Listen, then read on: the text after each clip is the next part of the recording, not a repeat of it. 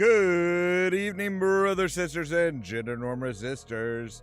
It's time once again for another Pirates of the Geek Vortex podcast with me, your host, Ollamh. Welcome. Yes, we're back at it again. I think tonight the game plan is we're going to start off with a couple theories because I had a couple that I wanted to talk to a couple of them about. And then we're going to go into, I think we're going to be talking about character creation for stuff. Which should be a whole lot of fun. Should be a lot of madness as well. So, yeah. Give me just a moment here and we will get everything pulled up. Let's go ahead and jump into the chat here. Hello there, everybody. Hello. Hello.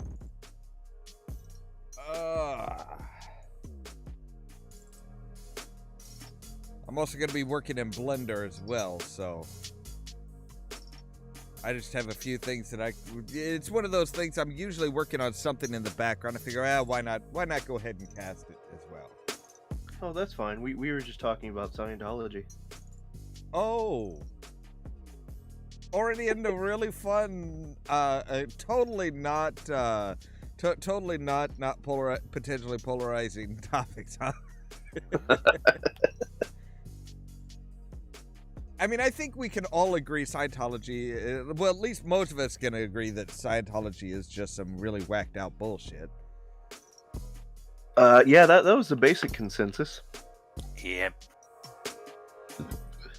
About how, if you just heard the surface level beliefs, it sounds dangerously close to something that's actually logical. And then you get to the, it costs you $400,000 to achieve enlightenment. Yeah, that's just that. What?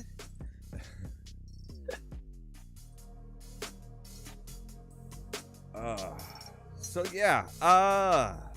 So as far as the theories that I was talking about, was wanting to discuss, there was one in particular that hit me a little over a week ago. It was actually about Fallout 4. Oh no.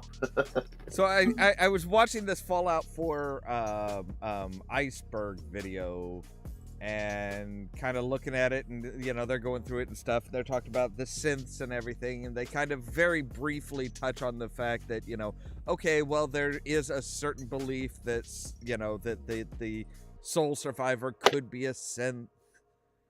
And talking about how that doesn't make any sense because, the Institute invites them in. If they, if there was some way that they could tell that they were a synth, the Institute wouldn't welcome. I think that they're missing something as far as the why the Soul Survivor was made, was an Institute-made synth. Record keeping, it would have like a backup brain that would serve as a database. Well, you have to remember in Fallout 4, and spoiler alert for anybody who hasn't played the game. I still need to finish. Should I take my headphones off a moment? Well, I don't know how. Have you found Sean? I have yet to get out of my house at the beginning of the game because my controls keep going wonky. Oh, wow. Okay. Yeah, just take your headphones off for the next 30 minutes. Minutes? Well, here I'll give you a heads up in the Pirates crew when we're done with it. Okay? It should be pretty quick. All right. All right. So with Sean being father in the Institute, he's tried to kind of propel the Institute into a better way of life, right? Mm-hmm. Except for that hasn't worked. He hasn't been able to do it because even though he was born before the war, he grew up in the post-apocalyptic world. So his views and his mentality has been molded by that post-apocalyptic world, even within the Institute. My theory is that Sean, in his role as father, realized that, hey, there's a problem with the institute with anybody who's been essentially has been raised in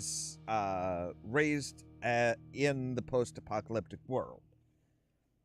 Now, both his parents died when they kind of reset the cryotubes, just like everybody else.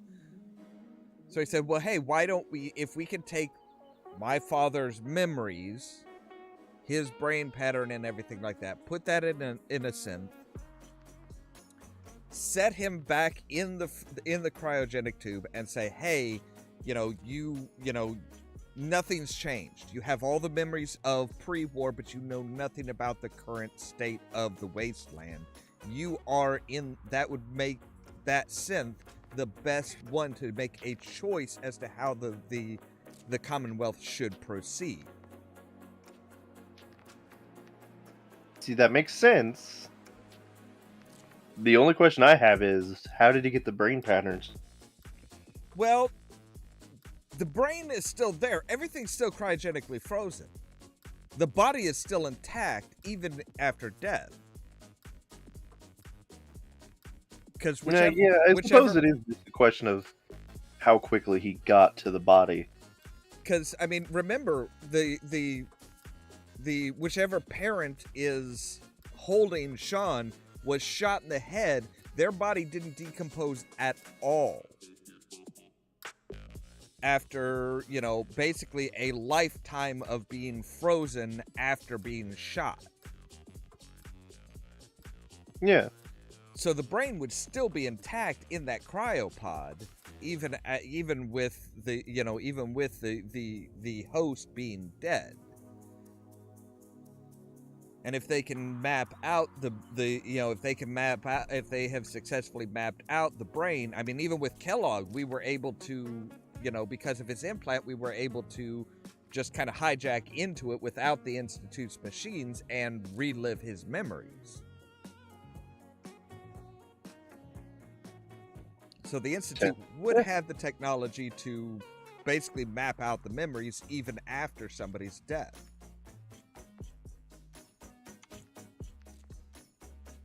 Well, Kellogg's was an implant, wasn't it, though?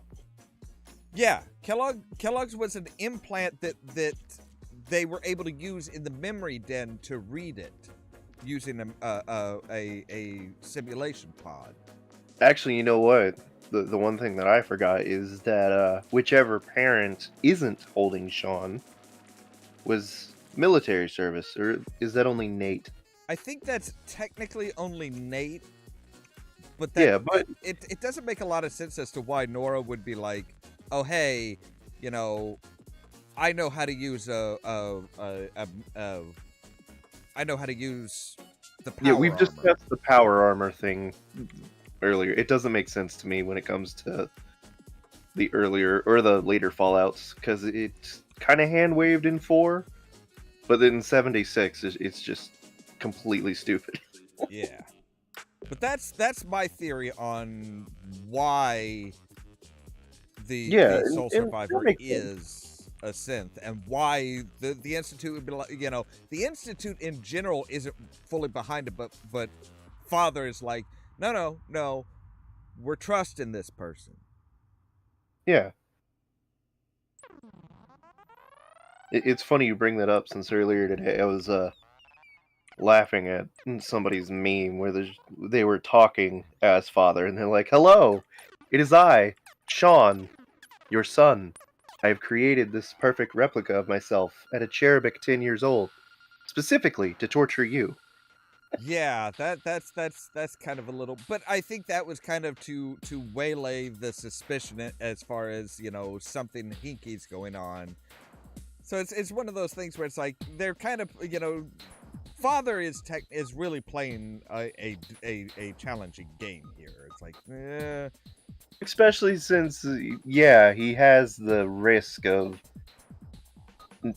I guess we'll call him Synth Nate, going completely bonkers.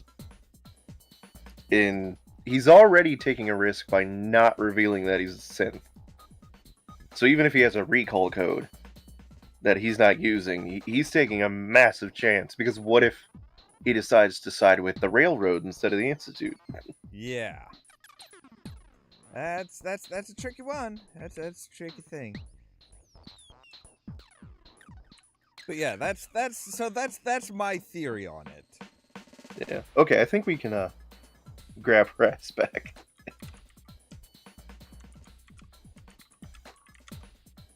All right, there we go. Message sent.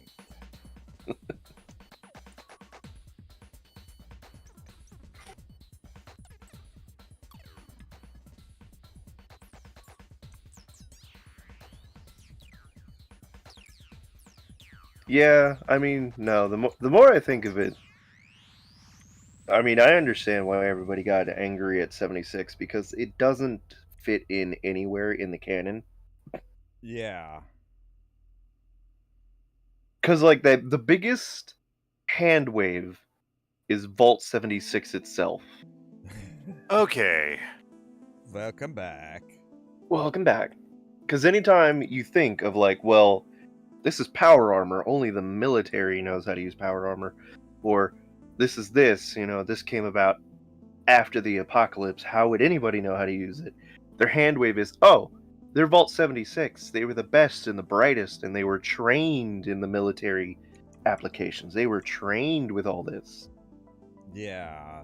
So my question is, all right, so you somehow managed to get a suit of pre-war armor, pre-war power armor, that was only deployed mere months before the before the war actually started, and get it into a vault?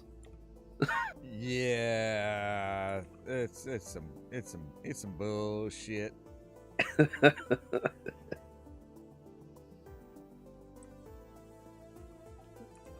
I'm trying to think of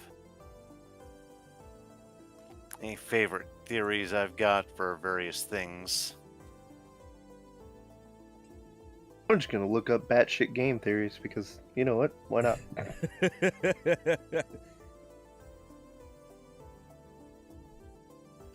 I mean, okay, this one's going to be kind of weird. We excel at weird. It's true. That's kind of our bread and butter. You two both familiar with Exalted and World of Darkness to an extent? Yeah, I know the names. Okay, so the basic thing is that when Exalted was launched, it was supposed to be a tie-in of the ancient world, of the World of Darkness, before it became the World of Darkness. And like the Solar Exalted would eventually become the Hunters from Hunter the Reckoning, the Lunar Exalted become all the shapeshifters such as werewolves, the Fae become the changelings, etc., to an extent. Okay. But then there were two types of vampires in modern World of Darkness. There's the Kuei-jin, and then there's your traditional kindred, who are like your, Western vampires. So people looked at two things for their tie-ins. One was the Abyssal Exalted, which were corrupted Solar Exalted, and Dragon-blooded, who had cultivated bloodlines of exaltation. And up until they basically said, yeah, we're not connecting these two worlds anymore, it was generally accepted that the Dragon-born Exalted become the Abyssals, and the Dragon-born Exalted become the Kuei-jin, and the Abyssals become the Kindred. I just didn't understand that, because if one of them uses bloodlines, you think that would be the Western ones, the Kindred, since the Kuei-jin and the Abyssal Exalted are individually chosen because of how evil they've been, or a horrible choice they've made. Okay, makes sense. But people kept telling me, no, it's the other way around. And I'm like, what are you getting that from exactly? Yeah.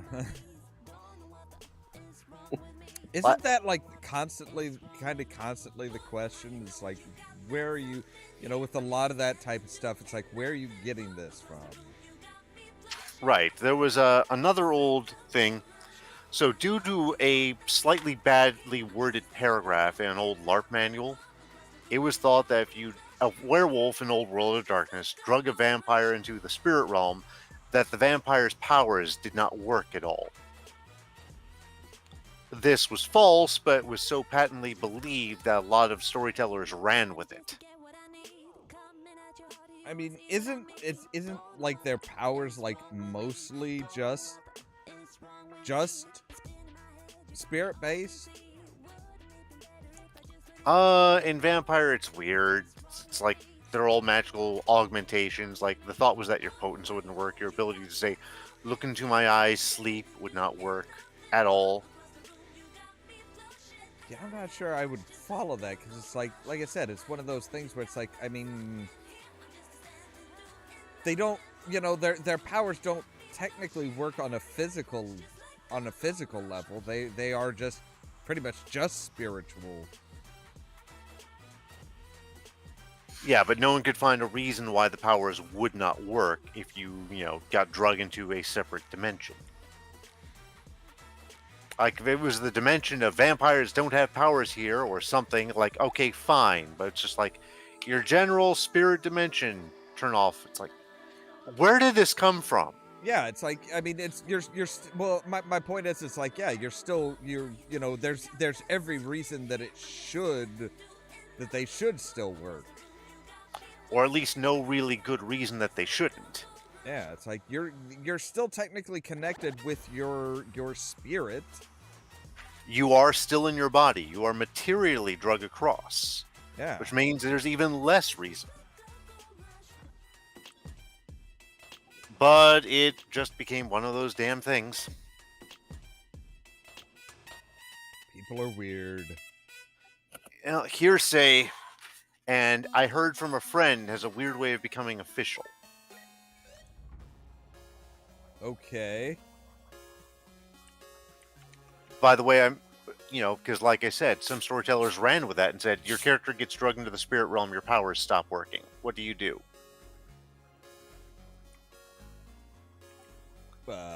Pretty well screwed at that point, I do believe. Pretty much. Eventually this gets shot down, but I'm like, that took a while, because the book doesn't even technically read like that. Yeah. Not to be confused with when a setting upends its own lore. Say when D&D went from 3rd to 4th edition, and when they retconned most of their changes, going back from 4th to 5th.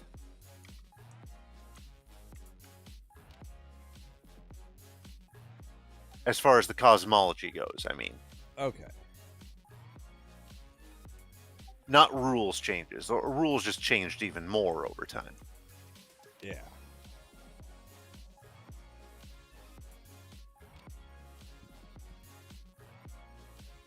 See, I never really played that much of Vampire and stuff like that. So it's like, I kind of know, but I kind of don't. Basically, with every major faction out there, every supernatural critter, you've got a power source. It's blood for vampires, it's gnosis or rage for werewolves, blah, blah, blah. You're divided into general clans, bloodlines, sub-factions, whatever. Vampires have clans, werewolves have tribes, mages have traditions or conventions. Things like that. Everyone uses some permutation of the same base character sheet. Okay. That's basically World of Darkness in a nutshell. It's a giant game of factioneering. Yay. Its themes tend to vary depending on what edition you're in. If you're in 1st edition, it is descent into humanity and personal horror. If you're in 2nd edition, it's powers and power creep. And if you're in 3rd edition, it's Shadowrun, but with more supernatural than tech. Yeah.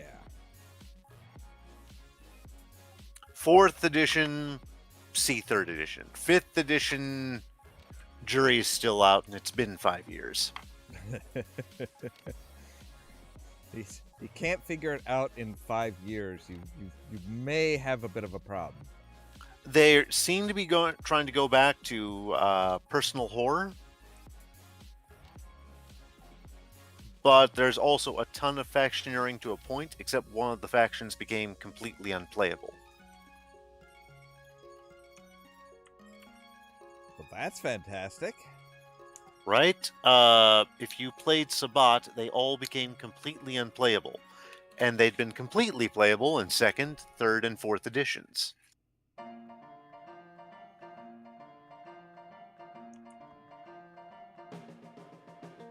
Want a campaign where you all play Sabbat? Here you go. Followed by, no, we don't want you doing that anymore, 3 editions later.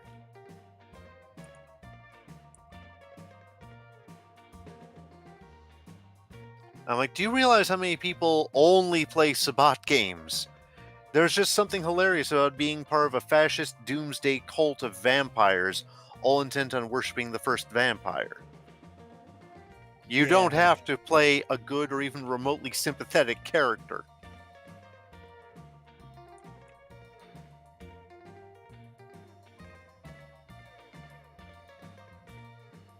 You don't have to, but You could steal a Sabbat, but there's less emphasis on it. see the one time that I went to one of the vampire LARPs, I enjoyed the fact that I was able to, like, you had to have, you have your virtue or your goods, your I don't remember what they called it now, but something. They like have your virtue and vice was a thing that was brought into Vampire the Requiem. It's a separate continuity, but uses the same general rules as Masquerade. Yeah. If you were playing in Masquerade, they had nature demeanor instead. I think it was I think it was Requiem, so because it was I remember it was like virtue.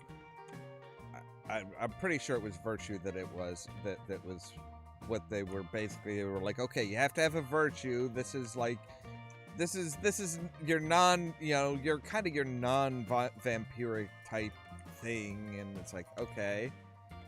Like, okay, so what is your virtue? I'm like, I don't know. What are my options? And I picked one that I figured, okay, I could probably pull off bullshitting my way into it. And the one time that I was there for one of the LARPs, it was like, it was like personal sacrifice or something like that. And it's like, basically, like, we had vampire hunters after us as we were trying to abscond with someone. And basically, my character just turned around and did his best, come the fuck at me, bro, to basically draw everybody's attack on him. It succeeded beautifully. And they're just like, wait, somebody actually used their virtue in character and made it, huh? I guess they were not prepared for that. I'm like, what? Nature martyr is what I'm hearing here.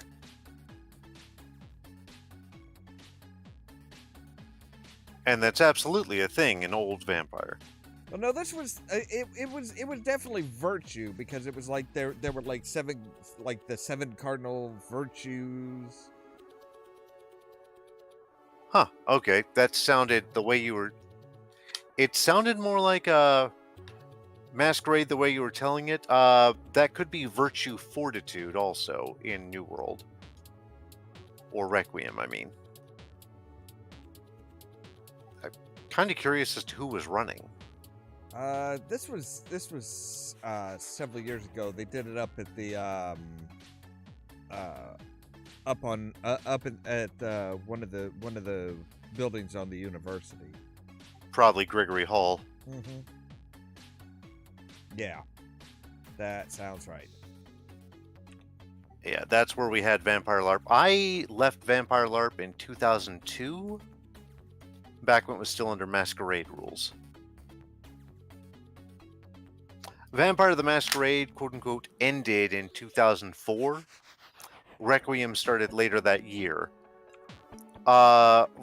Masquerade effectively restarted in 2011 when their anniversary edition came out, and there was such a clamor for it that Masquerade books and things kept getting made again, and still are. 5th edition came out in 2018. Requiem has not had a book published for it officially since 2020, just fan works since then. Okay. I miss Requiem. I like Masquerade. It's honestly these days I would be pressed to tell you which is my favorite.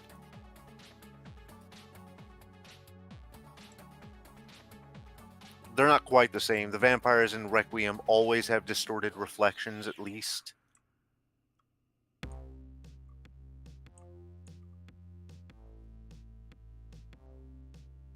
Clan flaws are different. There's only 5 clans in Requiem. There's 13 in Masquerade. Yeah, see, you're getting way over my head on that. But at the end of the day, they are 2 separate stories, 2 separate worlds. Yeah. With 1 or 2 characters very carefully carbon copied over from Masquerade to Requiem.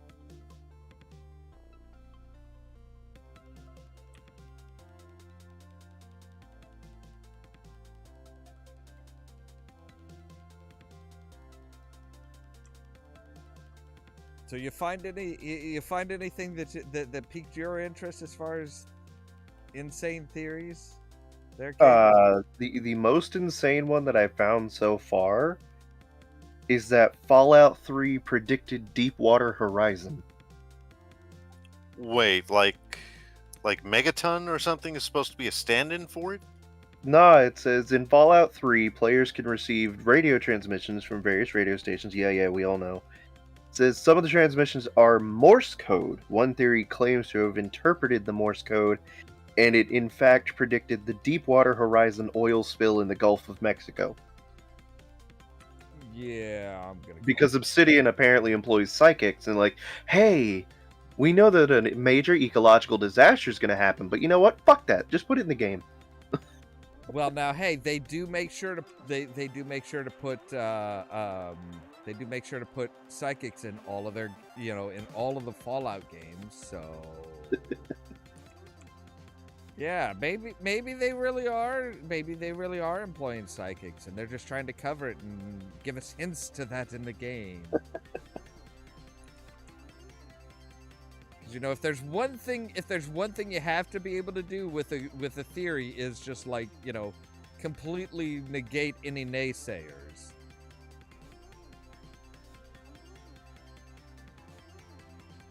And creepypasta become theories.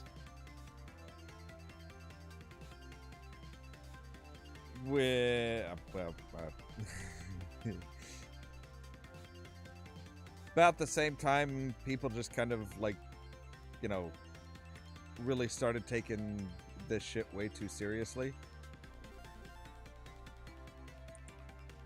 I mean, don't get me wrong, there are theories that can be creepy, but like the binge round creepypasta, that's not a theory.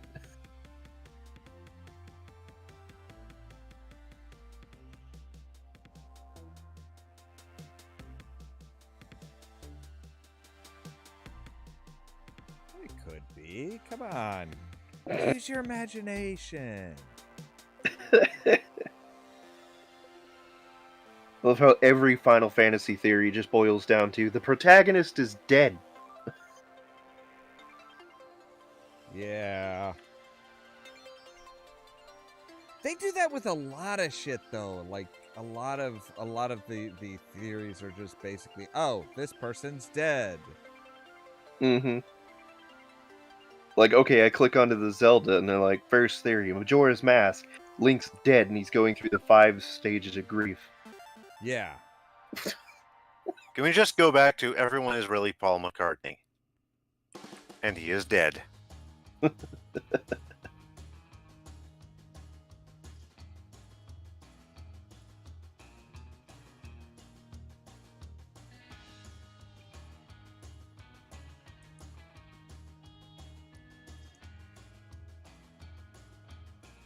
Wait, what do you mean the Gorons were never in Wind Waker? They were all over the place. Somebody didn't play the game.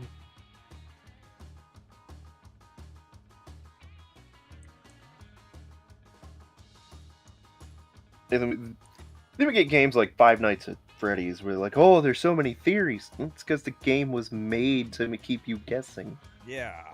It's like there's a reason for that.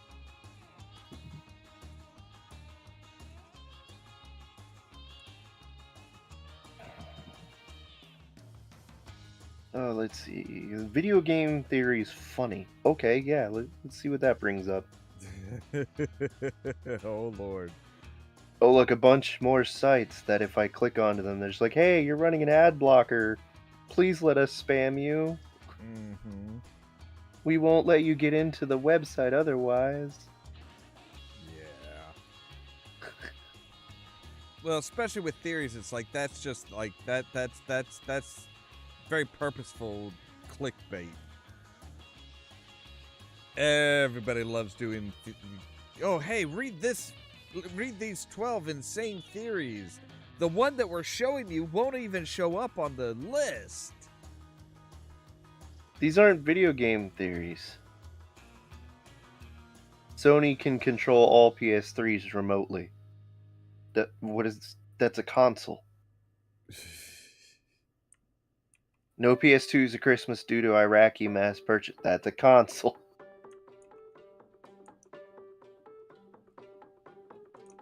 Yes, but it's a game console. Ah. Microsoft sucks. That's not a theory. That's just a proven fact.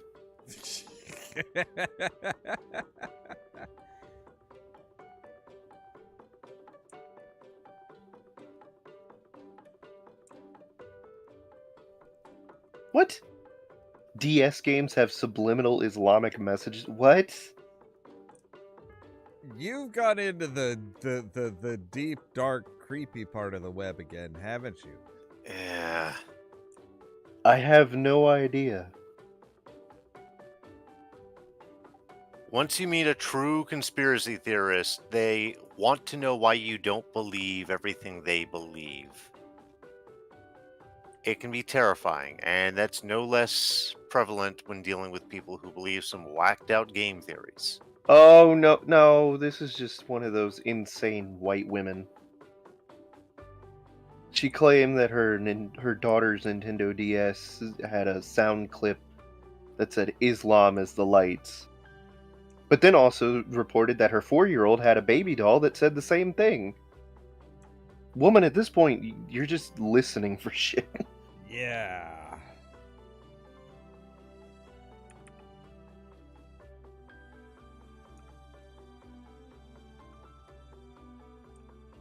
Oh, look, Reddit, the most mind-bending video game theories.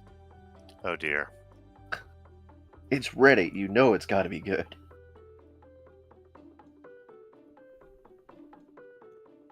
I don't know if good is necessarily the term I would use. Okay, so far, the other two weirdest ones I've seen are that Fallout 4 and Skyrim take place in the same universe. Which isn't that much of a stretch, Bethesda does like to play their games. Yeah. And that Mass Effect Shepard got indoctrinated. Yeah, again, that's not unrealistic. That's more of a... Well, I was about to say, that's not even really a theory, that's more of a perspective kind of thing. Yeah. I mean, I have heard that one, and it's like, you know, with the kid that he very obviously sees die in the beginning, and it's like keeps showing up in his dreams and keeps showing up all around the universe. It's like, yeah, something ain't right.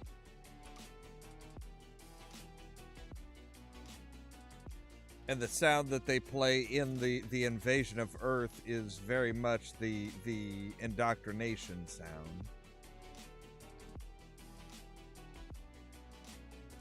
Now the Fallout and Skyrim one, the one thing that people are like, oh no, hey, so yeah, this can't be because Earth only has one moon, but you know but Tamriel has two. And it's like, yeah, but you're kind of overlooking how very long the span of time is, and the fact that yes, the Earth could wind up with two moons if something hit just at the hit the Earth just right. Yeah, it could split. They could literally split off a chunk and create a second moon. Well, technically, I believe we had a second moon for a little bit. It was just a tiny one.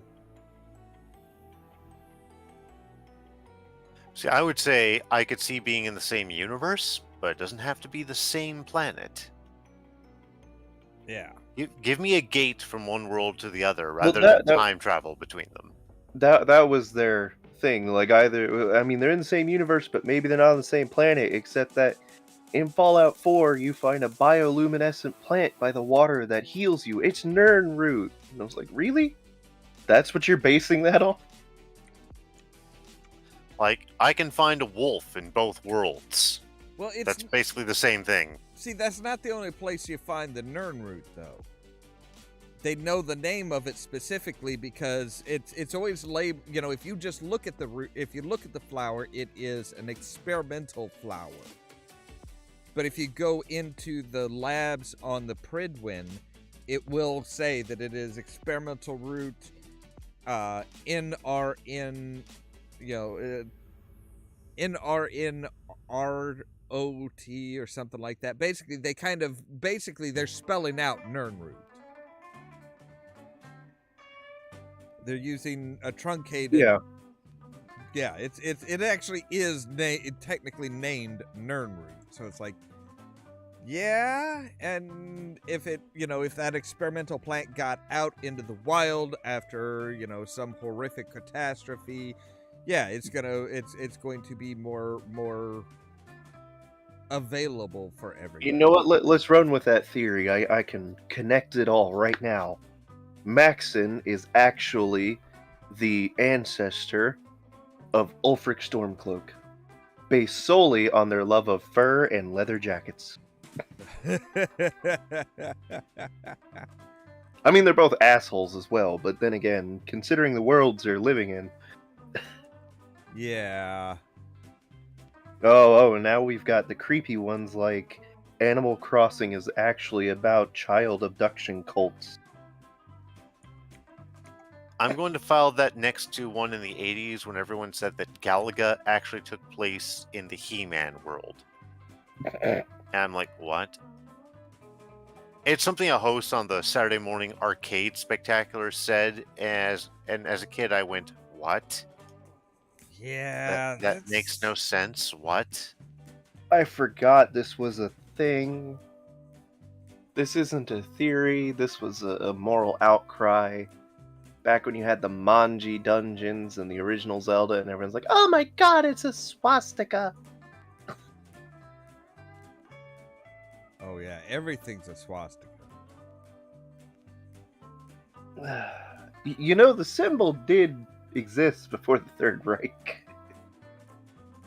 Yeah, but... Kind of like how pagan holidays existed before Christianity, but let's not talk about that.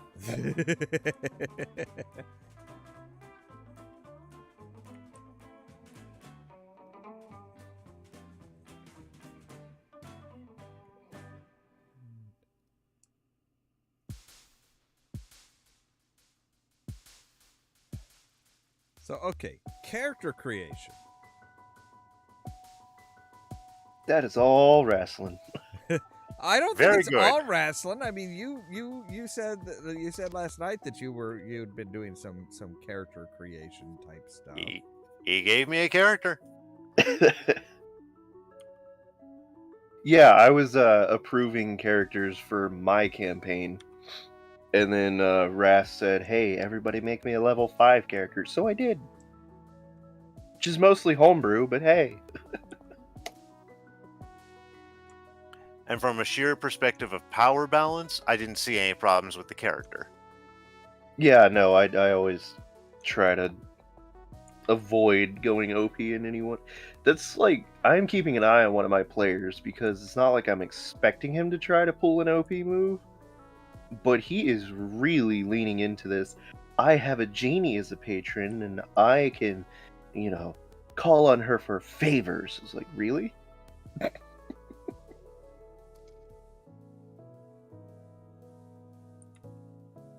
Now, the only problem I have at all with your character is being 1,000 years old at level 5. You know what? I just threw in an age, especially since I chose the Tenko class, which technically means he does have to be 1,000 in order to be a Tenko.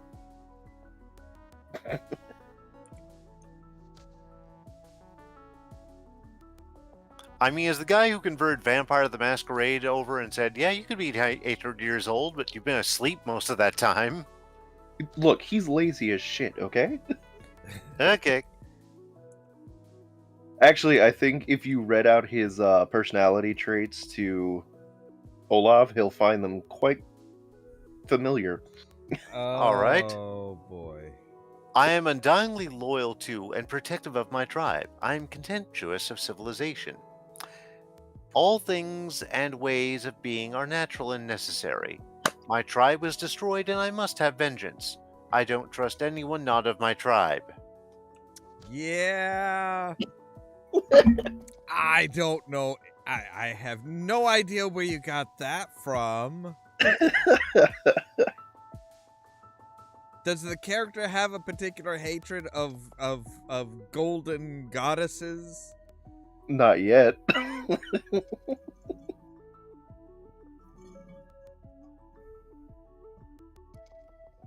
Now I did have I did think of one thing that I would like to see in games in tabletop RPGs. And that is not, you obviously you have, every class has a strength and a weakness. Like, your barbarians or something like that are, you're gonna have a tough time if you're going toe to toe with them at swinging swords. But things like magic or mental attacks will do a lot, have a lot more of a chance of doing damage. I would like to see something that is like, it's not necessarily a weakness, but it's an unexpected success.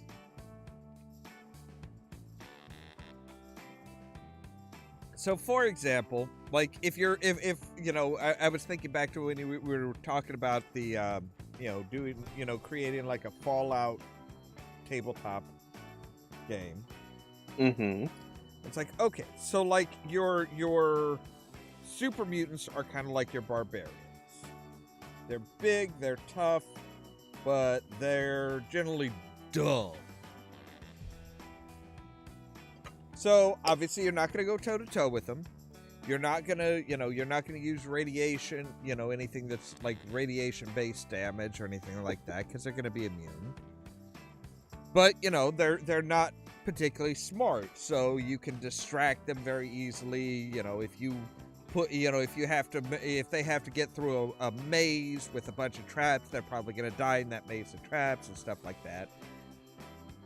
But it's like, I would like to see it be like, okay, so you can use charisma on them, but you have to be careful not to succeed too much. You seduced the orc you were trying to intimidate.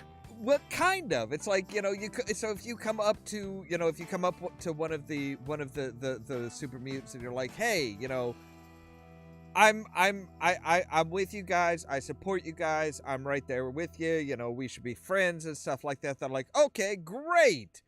You're a friend now. Come, we're going to go drink. And we're drinking super mutant booze. So it's something that's like super high alcohol, probably is flooded with radiation. And it's like, okay, but that's, so you wind up potentially getting distracted from your mission and potentially getting hurt because you succeeded too well in your charisma check with a super mutant.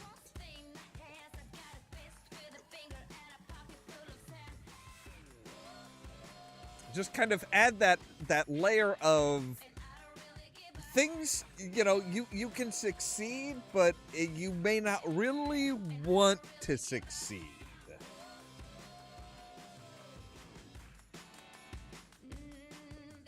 because that's one of the things that's always got me. It's like, oh yeah, you succeed, great. It's like, okay, but yeah, it's this shouldn't be just like a super wonderful and happy fun time success. It's like there should be a definite issue there. Well, 5th edition Vampire has what's called a messy critical. And it's a critical success, but with a complication. And it can happen depending on how hungry your character is and what types of die you're rolling. Interesting. And then you've got me. I'm just sadistic. You? No.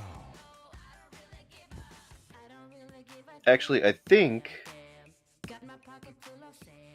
I have a custom class that you would be amazing at, and I'm going to send it in the pirate chat. Because I found this, and I just started thinking, this is perfect for us. I will have to take a look at that. They call it the Bant Master. Okay. Already liking it. So there's only one bit that you might not like, but I think in general you'll like it.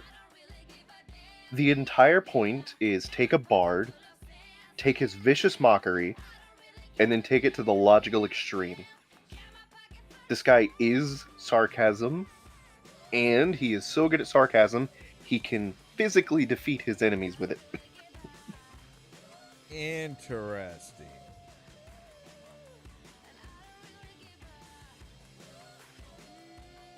So let me see, where are his ideals are duty, it's all about me, audacity, humiliation, exceptionalism, or the lulz.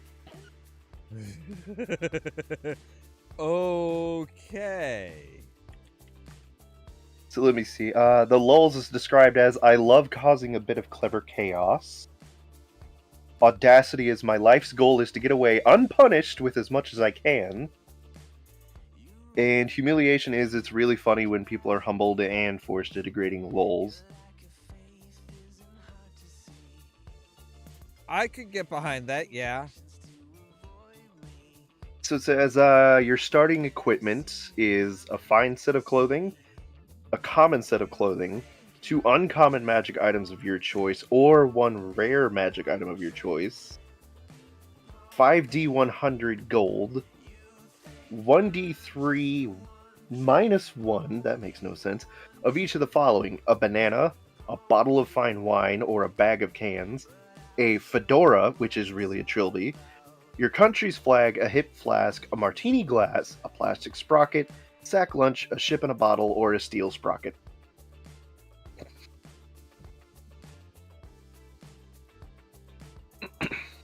Well, alright then. Yeah.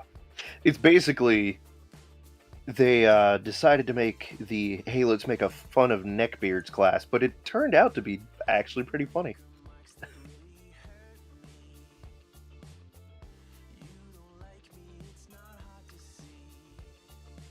Interesting. Yeah, I was just going through the old D&D wiki sites, and they have, like, April Fool's backgrounds. Like, the narrator.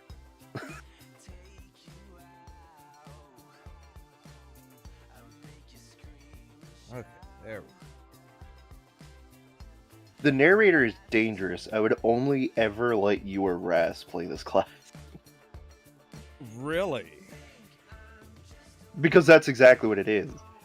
You are the narrator. You have a feature where when you use it, you shrink down to half the size of a pebble, and then take cover in a pebble, and activate what they call the narrator zone. And whatever you say while in the narrator zone becomes the truth. It's that whole episode of Xena.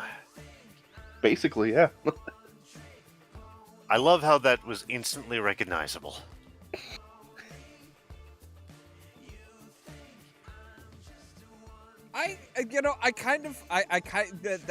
That makes me want to see like a want to see something along the lines of like a class or a skill, a class that has the skill of like forced inner monologue. So you have like, you know, you like this, you know, a character, you know, somehow like kind of hides from view, and it's more or less kind of the well, I guess it could be kind of an inner narration maybe, but kind of like, you know, the old noir detective type stuff. But it only affects one person, so it's not like overly powerful. It's not like, oh hey, you know, you are telling everybody what everything that happens and narrating everything, but it's just kind of like, oh no, we're just, you know, you are just doing it for this one, you know, for this one person. That could be hilarious. And the more in line with what's going on, the more it's just kind of the lower their defenses for it. So it's kind of like, you know, if somebody's getting, you know, if the characters, you know, if this monster or this character that you're dealing with is starting to get stressed out, it's like all of a sudden it's like, okay, so, you know, this person's all of a sudden it's like, you know, hey, you know, you and suddenly he realized he hadn't had a pipe break in, you know, in 3 hours, and this was really stressing him out. All he could think about was his next break and getting away from these assholes.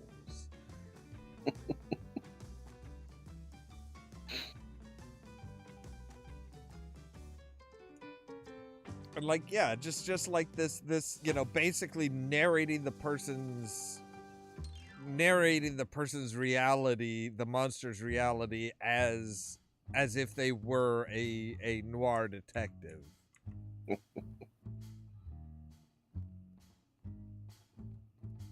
Oh, here's a fun class. The Ex-Idiot.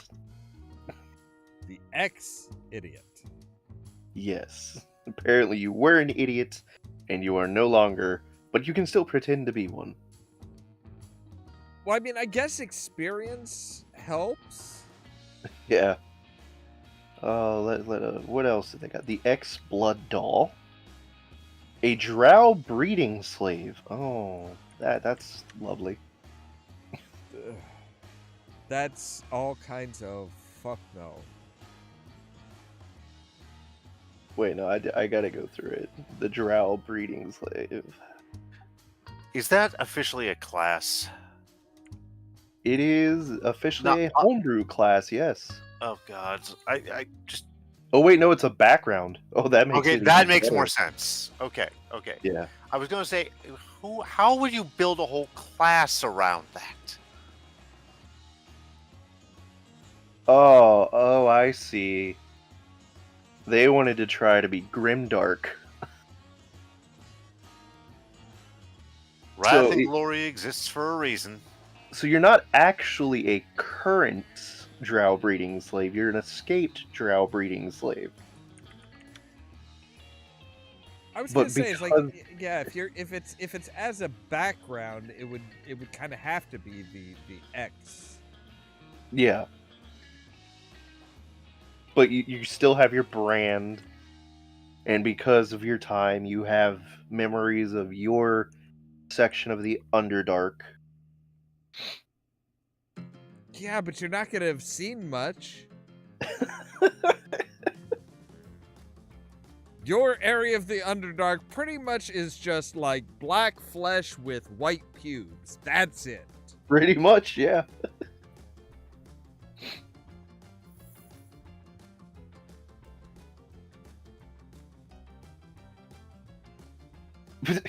You start out with a tattered set of common clothes, a set of underwear, 100 feet of hempen rope, a pair of manacles, and 1 GP.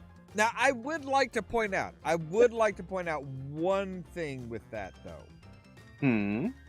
is, for the most part, it's not going to be an ex-drow breeding cow.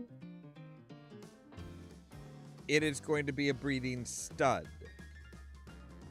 Drow are for the vast majority matriarchal. They're not going to they're not going to say, "Oh, well, let's bring in the men and have them breed the cow."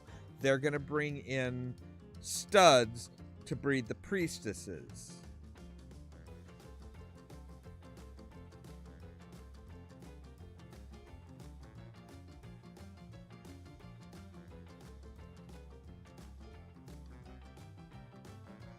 Before we dwell on this far too long, let's make a character for Ollamh. I think we, you know, for somebody like me, it's like the tech. I almost think it should be something kind of like the technical rules lawyer. There's a faction for that. Because I mean, that's the type of thing that I would do. It'd be like, well, like with what we were just talking about. It's like, well, technically, you got it backwards. There was a faction in Planescape called the Fraternity of Order, and they would find the loopholes for reality. It would, to give you an idea of how annoying they could be, it's the kind of person who looks at you and says, "Do you know why I hold a piece of iron on Tuesday in my left hand? Your fireball won't work on me?"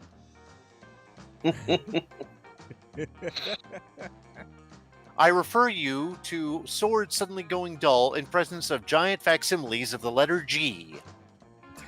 Actually, somebody was suggesting doing that for your campaign. Was don't create a solid magic system. Let your players create it, and then just turn it around and fuck them over later in the campaign. I mean, wasn't that like the what was it? There was before White Wolf. There was a mage. What was it called? Ars Magica. Yeah, I think that was It. Yeah. It was by the people who would make White Wolf. Actually, it was technically by White Wolf, I think, but it's basically the characters from Ars Magica would wind up finding themselves in mage and vampire, particularly the Tremere, who are mages who become vampires. Well, I like I said, I remember it was I know I've talked about it before, but it was like the idea of, you know, well, there is magic, you can do magic, but you have to explain why the magic works. That sounds like Mage the Ascension, where you have a paradigm for your magic. Yes. Which you may or may not view as magic, depending. If you're in the technocracy, you believe you have enlightened science. Yeah. Yeah. And that everything else that is using something else is a quote-unquote reality deviant. See, I just liked it because it sounded exactly like something we would pull. Like, oh, your players sit there in the beginning of the campaign, and they face a creature that can deal fire damage. They're like, no, I'm wearing red, so I'm immune to fire. You're like, all right, cool. You write that down. And then later, as you throw them a boss, the a monster tree, and like, I cast fireball. No. The tree has a red ribbon wrapped around it. It's immune to fire damage. I'm going to go mostly standard on the rules. I'm more interested in story. Yeah, I'm always more interested in seeing what we can do. Right, which is why I'm, said, you know what, just about everything, as long as it's balanced, I'm fine. Well, how about the April Fool's background of actual criminal?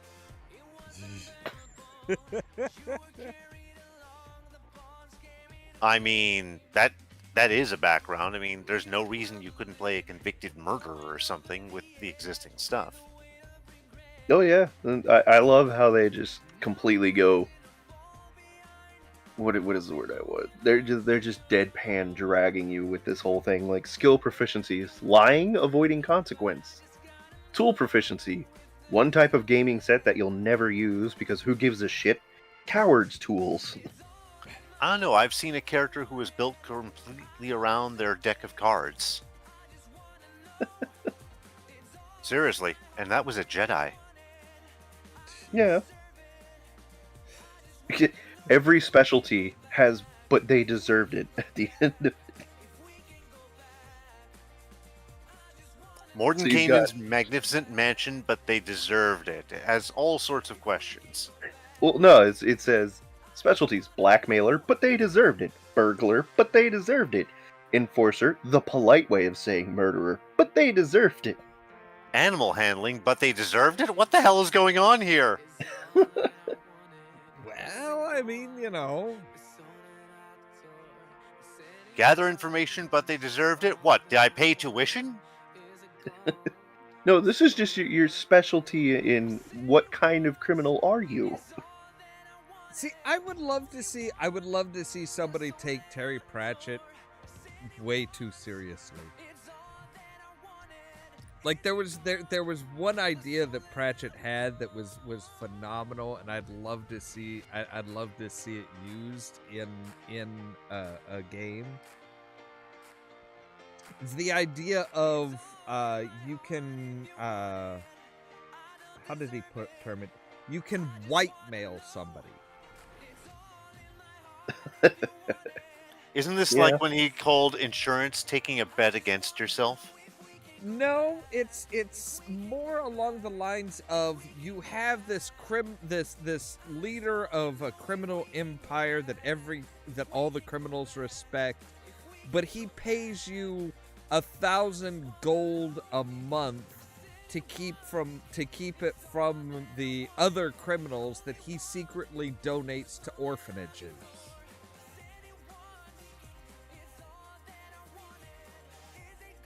I mean, that's still technically blackmail. It's just... Well, it's whitemail because it's hiding the good things that he's doing. I mean, now I suddenly want to go into the definition of green mailing someone, which came up in the movie Other People's Money. There's We nothing just have more... a rainbow of mail now. It's true. Void mail is a thing. I'll be right back. The puppy needs out. I remember the first character I actually created back when they wanted me to create my campaign. I was going to be an ex-inquisitor that basically just used the church to bully people.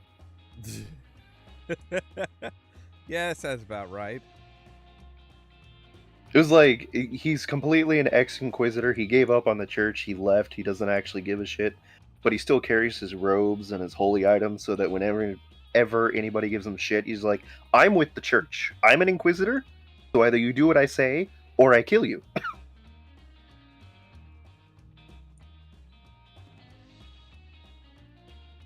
Yeah. But then again, you know, that's because he was traveling with a tiefling named Joey Buttafuoco, who was a standard New York Italian gangster, and a tabaxi who couldn't decide what the hell he wanted to be, but knew that he wanted to be emo. Okay. He decided to be a blood hunter, and his entire background was like basically self-harm is how I get my power. Interesting. Yeah, so it's like, this is not a good party to run anything. Yeah. So luckily that campaign never got run. It got reworked into the one that I'm working on now.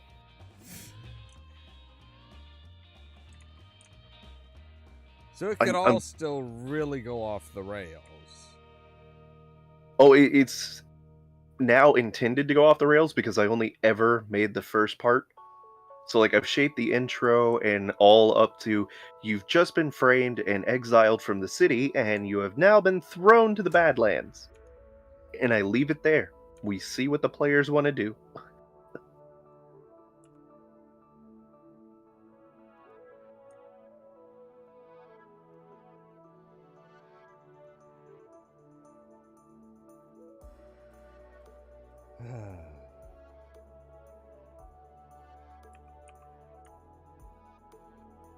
I am happy one of my players hates my hint system already. You don't hear that very often. I'm happy that my players hate something. It's like, really? Oh no, That's the point of the hint system, is that you are supposed to loathe it. Ah. Because I told Ras about it. The hint system takes the form of a maybe human rogue. He's a rogue bard multi-class. And the whole point is, whenever he appears, you hear a Latin guitar intro. Oh, Lord. And everyone in the party has to roll a saving throw against seduction. You fail it, you go into a private scene. Now we're rolling for the lovemaking. You pass. Okay. You get a great night. Everything went fine. So it's easier for you to get hints out of him, but harder for you to resist being seduced. You fail it. You have a horrible night. You now hate him. Easier for you to pass the seduction test, but you still get debuffs up to and including horrible STDs and pregnancy, regardless of your gender. Okay. Wow. So the whole point is that by the time they have the third or fourth time he appears, because he's a hint system, so he's only going to appear very randomly, if they hear the first two notes of that intro and don't start screaming, I haven't done my job correctly.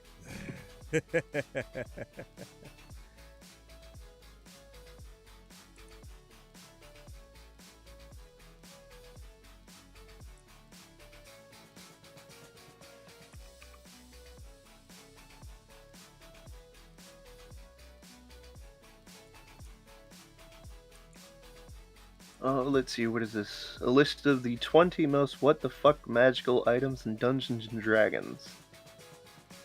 Oh, that sounds like a good read. I was gonna say, that's just like, yeah, that's... Sorry about that. There's a lot of what the fuck items in D&D. Hang on. The first item on the list is the Ring of Contrariness.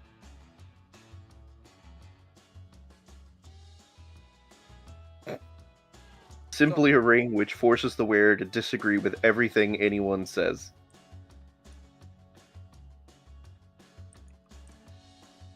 That's okay. That's just generally a few people that I know that I've played with that are like, no.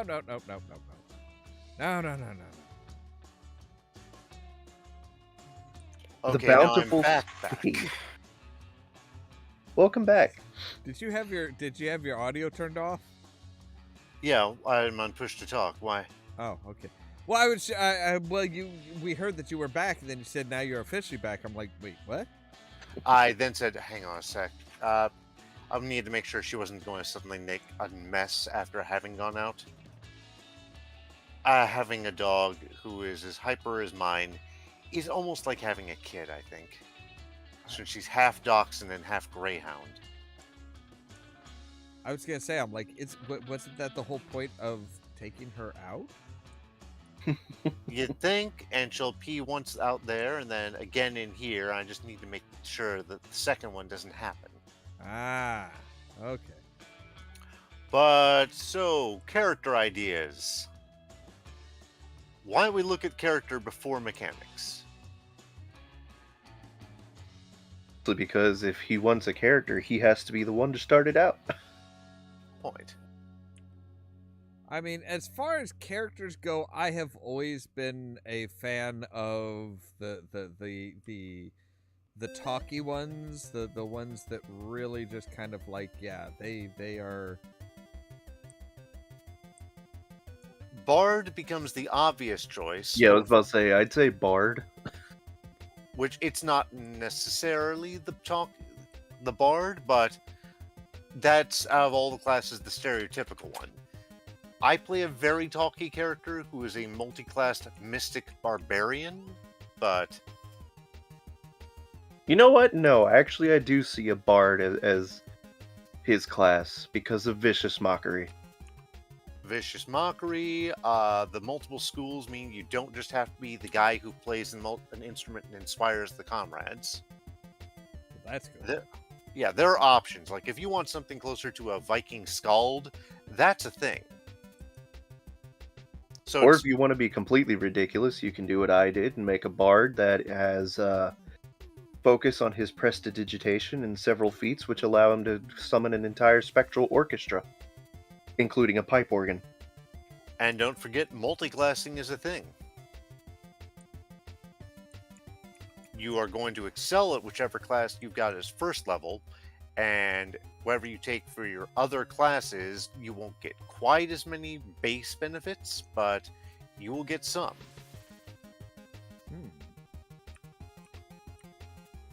So since we're starting at a level 5, you get to choose your subclass anyways, so... Indeed.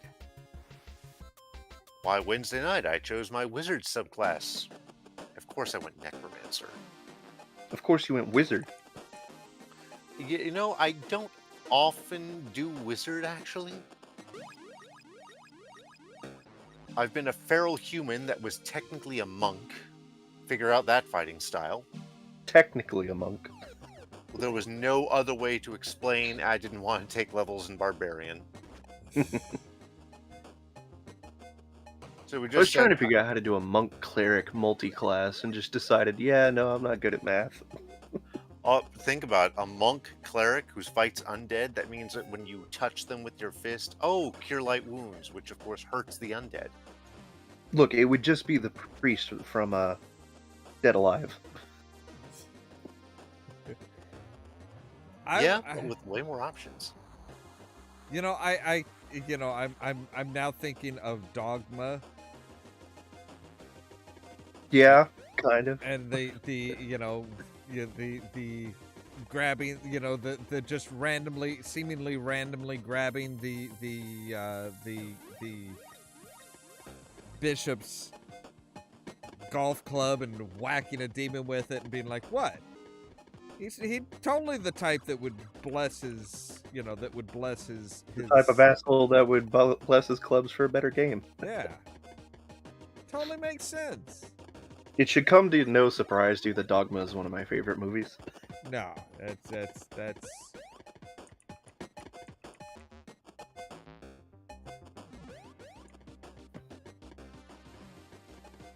yeah, that is totally understandable. What the hell? The Bountiful Spade.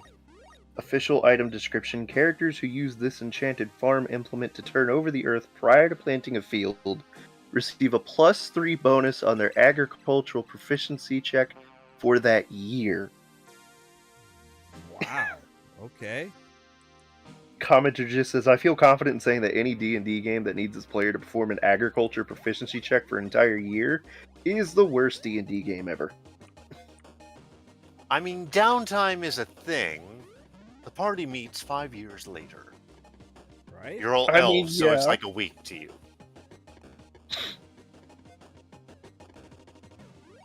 I think they mean like an entire out-of-game year. Oh, so they're talking like, no, this is real time, bitches. That would be a bit much. I mean, well, now technically it doesn't actually. Now, if I remember right, it didn't actually say that you had to do the check for a year. It just said that when you're using it to plant, you roll the check and then you get the benefit for the year or for that. Now we get into the argument of rules as written or in the spirit of. Because you're not going to use a spade all year long. Don't tip me. I'll use it as a weapon. Yeah, but as far as actually planting a crop, you're going to use the spade when you plant, and you're not really going to use that spade any other time. You're not going to be constantly using it over the course of the year. There's a character in the Goblins webcomic who took the dodge feat, and he read it as if you ever fail to declare the dodge, you lose it, and he thought that would mean he would lose the feat permanently. So he was literally every 6 seconds pointing at a random person and saying, I declare my dodge on you. Wow, that's a bit much. That's a little bit much. They've since stopped doing the whole we are basically a gaming webcomic and have gone off to do their own thing, but that said, Ollamh, thoughts on Bard? And we have many sub schools for you. I could totally see myself being a bard. And what race would you be? That's a good question. Sometimes you can even be something non-human, but just use another race to represent. I'm playing a Zabrak Sith in a D&D game, but because it's easier, I just use human for the stats.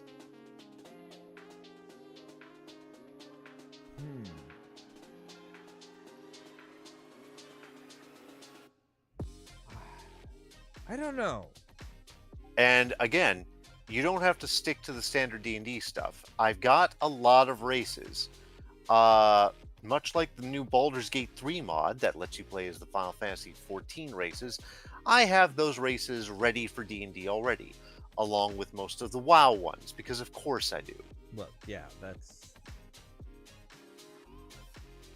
And then there's most of the classic races from the various D&D worlds, which I allow. If it's unbalanced, looking at you, Dark Sun, I have to adjust. But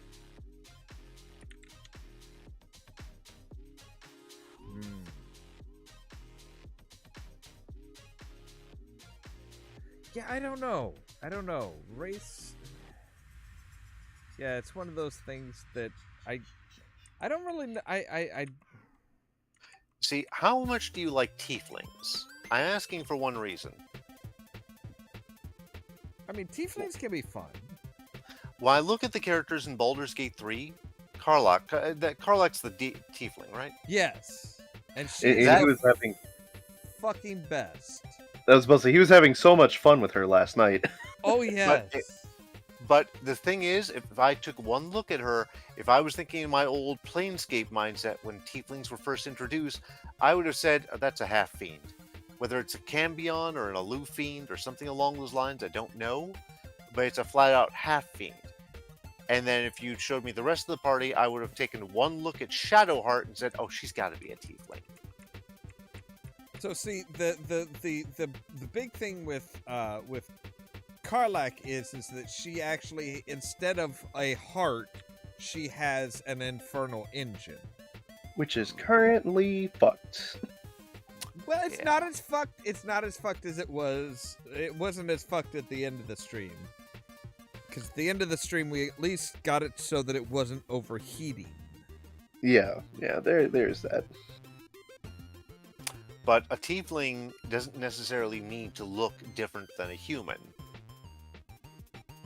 But they can. They could have the horns or a tail, or their eyes could just be, oddly shaped. They could just have an odd skin tone. Exactly. Or there just could be just a hint of something is off. Or they could have fangs. I mean, who knows? Fangs and pointed ears. And of course, we're also going to point out Drow. Drow. I think I told you both this already. The last time I featured Drow in a 5e campaign, it was a farming colony above ground that knew nothing about the Underdark.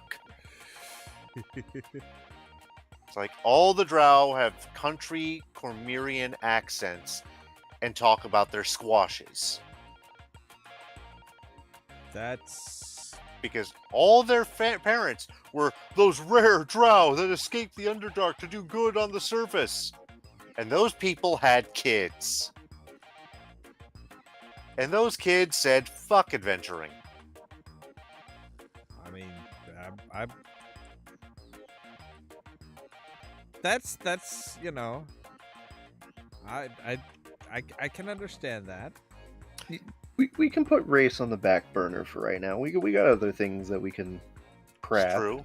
Let's look at backgrounds.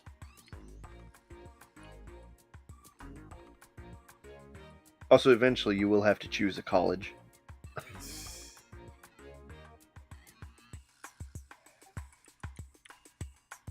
That Miskatonic is not an option is rather sad.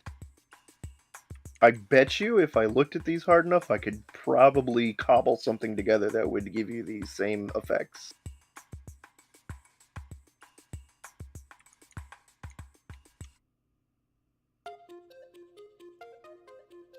Oh, wait, you like being talky, right? Yeah. What kind of talking do you like to do? I mean, for the most part, my character, most of the types of characters that I like to play are kind of that you know, they will convince you that they are your best friend, that they know exactly what you want, that they're really just there to help. So that sounds like you want the College of Eloquence.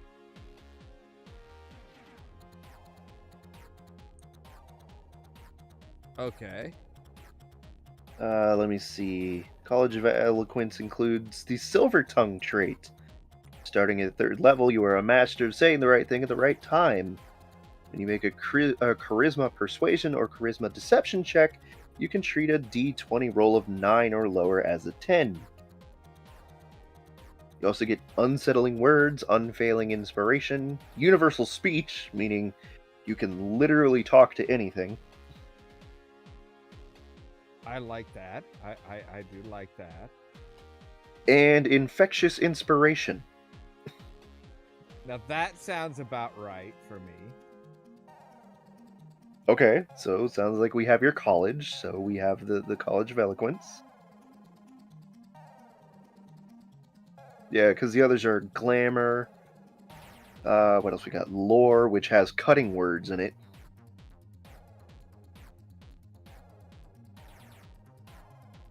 Spirit. College of Swords. College of Valor. College of Whispers, which is basically you become a psychic.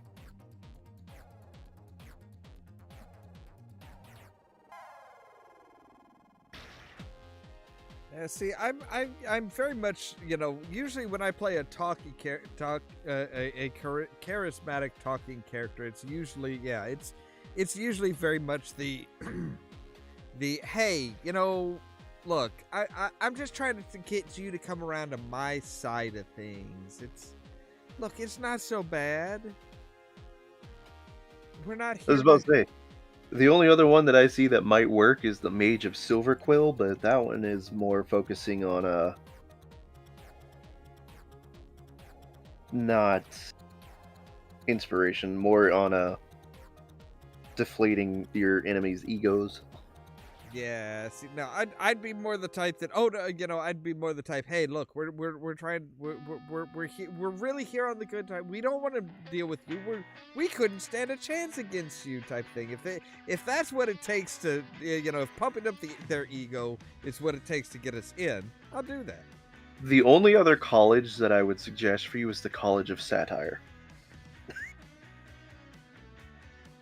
And then you basically become a jester, so. Yeah. I think we'll stick with Eloquence, though. That one seems to suit you. Yeah, eloquence sounds about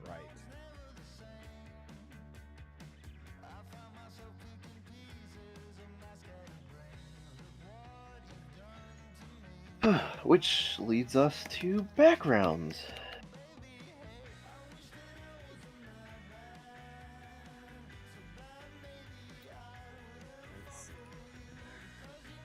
Trying to think of what they, you know, like some of the backgrounds that they have as far as Baldur's Gate 3. Let's see, there's Acolyte Baldur's Gate.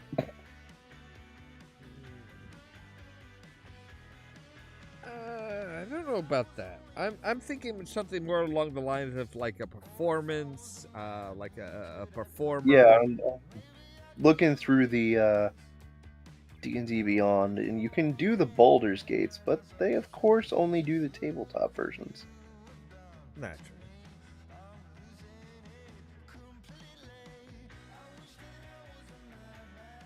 So I'm just going to stick to all. Let me see.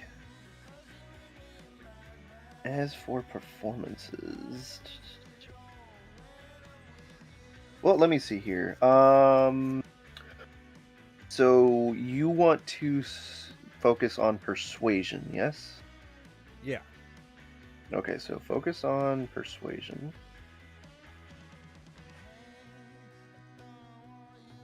Filter the backgrounds.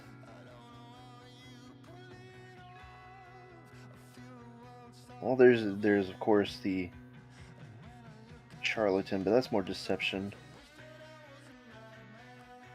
Well, I don't know. Persuasion, deception, there's a lot of crossover there. Yeah, my favorite is sleight of hand, and does that count as deception? Not really, because deception would be...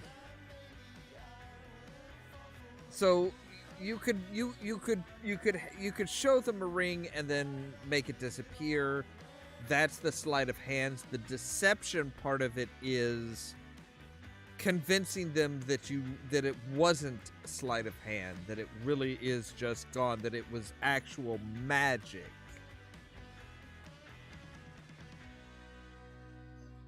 Okay, so let me see. We have courtier, the failed merchant,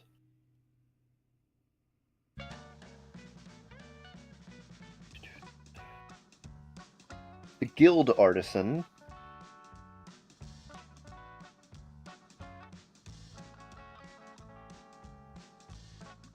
house agents for pick a house,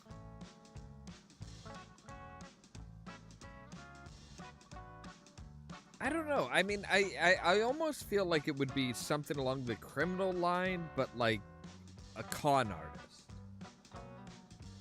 well, then we are skipping knight and knight of the order. Oh yes, yeah. Anything that's like, oh no, upholding the law or enforcing the law. No, fuck that shit. We got mercenary veteran, noble, the plaintiff,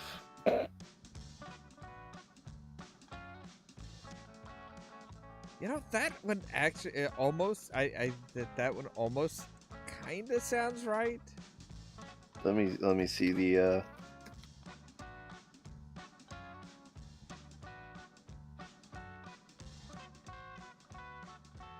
because this one's from Acquisitions Incorporated, so I have to look it up separate.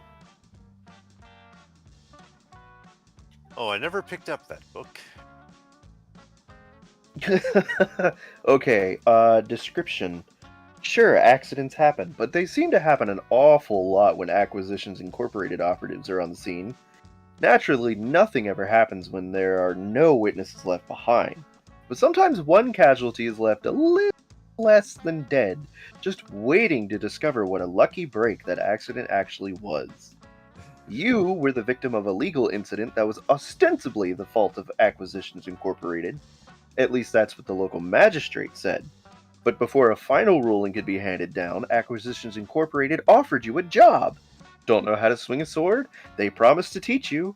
Think you have what it takes to sling spells? They've got masters who will have you throwing fire in no time.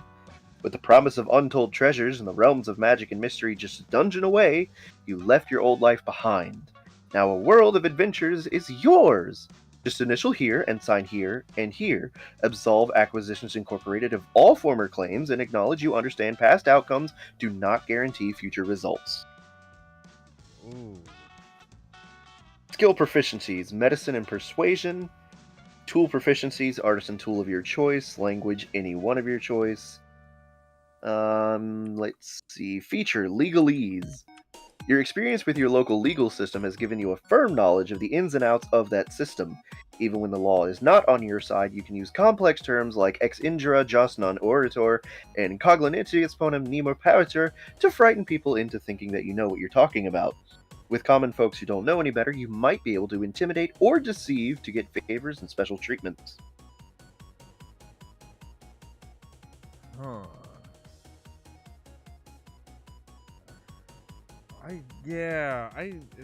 It's one of those things. It's like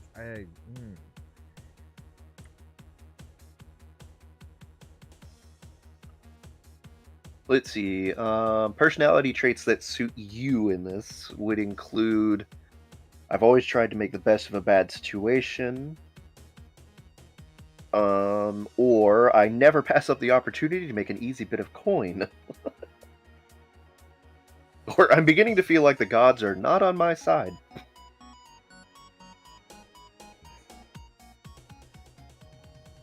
Ideals include justice, freedom, greed, chaos, humility, and responsibility.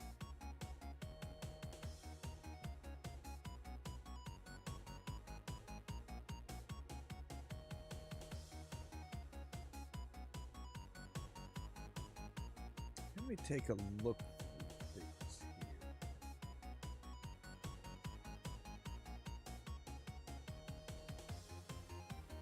Now, I think maybe what I'm thinking of is more. It actually is more deception than necessary persuasion.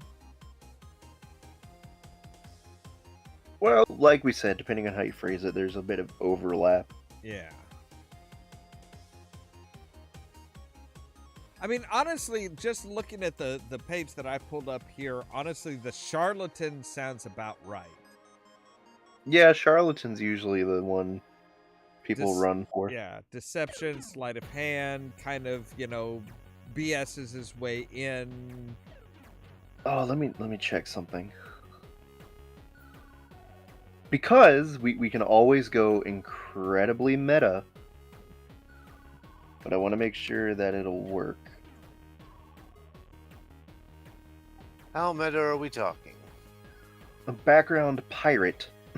See, the pirate seems to focus more on athletics and perception. Yeah, exactly why I was going to read into it again.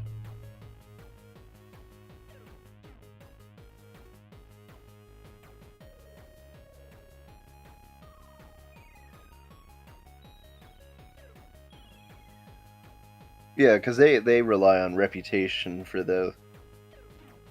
Yeah, you need to think, for pirate, you need to think Errol Flynn. Let's see, what else do we got here? I would say, just looking at the short list that I've got here, I would say... Excuse me. I would say either charlatan or like secret identity or spy. I mean, those two are kind of... Yeah, I don't think urban bounty hunter is your type of... No. 2 editions ago, there was actually an urban ranger subclass.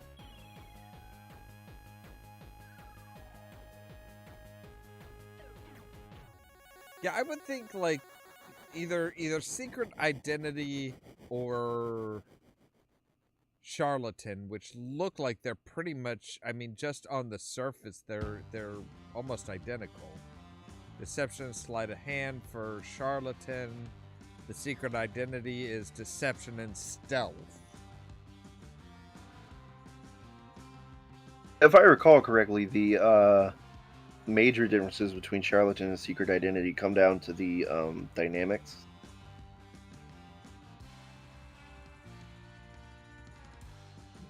I mean, just looking at the basic, the very basic stuff, I would be inclined to go with charlatan. Yeah, because the charlatan is more of, like you said, it's a flim-flam, basically. You can smooth talk your way out of things, whereas secret identity, you're relying on disguises. Yeah, he's a con artist. He's, very much out there and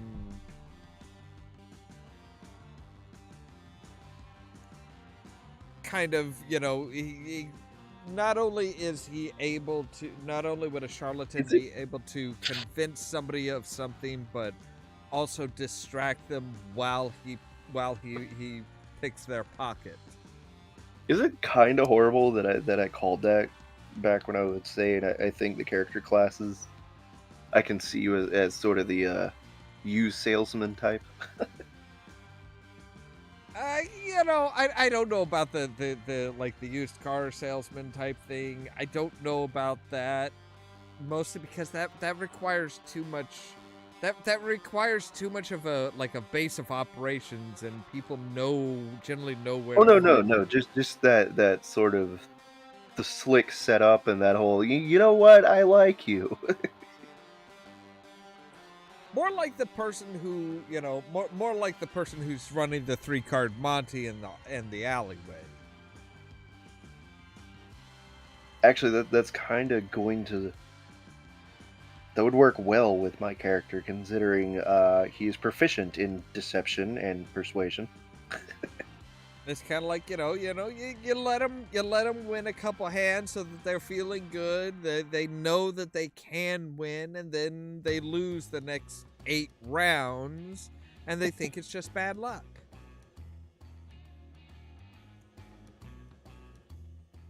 That's why I always hate the way that they portray like the 3-card Monty type con artist in movies and TV shows. It's like, oh no, like right off the bat they get your money, they place your money down. It's like, no, you just you shuffle it around and hey, that you always lose. It's like, no, you have to let them win every so often to keep them hooked.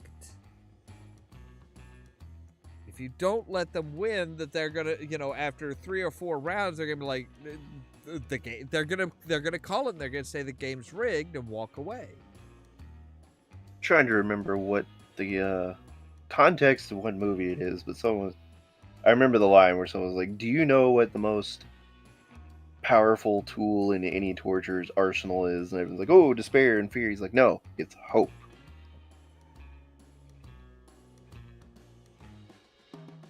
Hope or their imagination.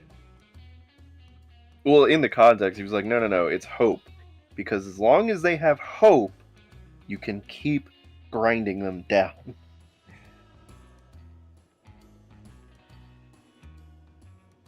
See, for me, I would in any torture situation, it'd be like, no, it's their imagination.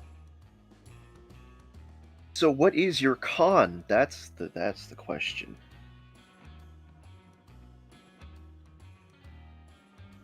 Well, I guess it would be a question of what is, what's the situation. Well, I'm saying when you take the charlatan background, you get tools of the con of your choice. So the question is, what is your favorite con? I don't know.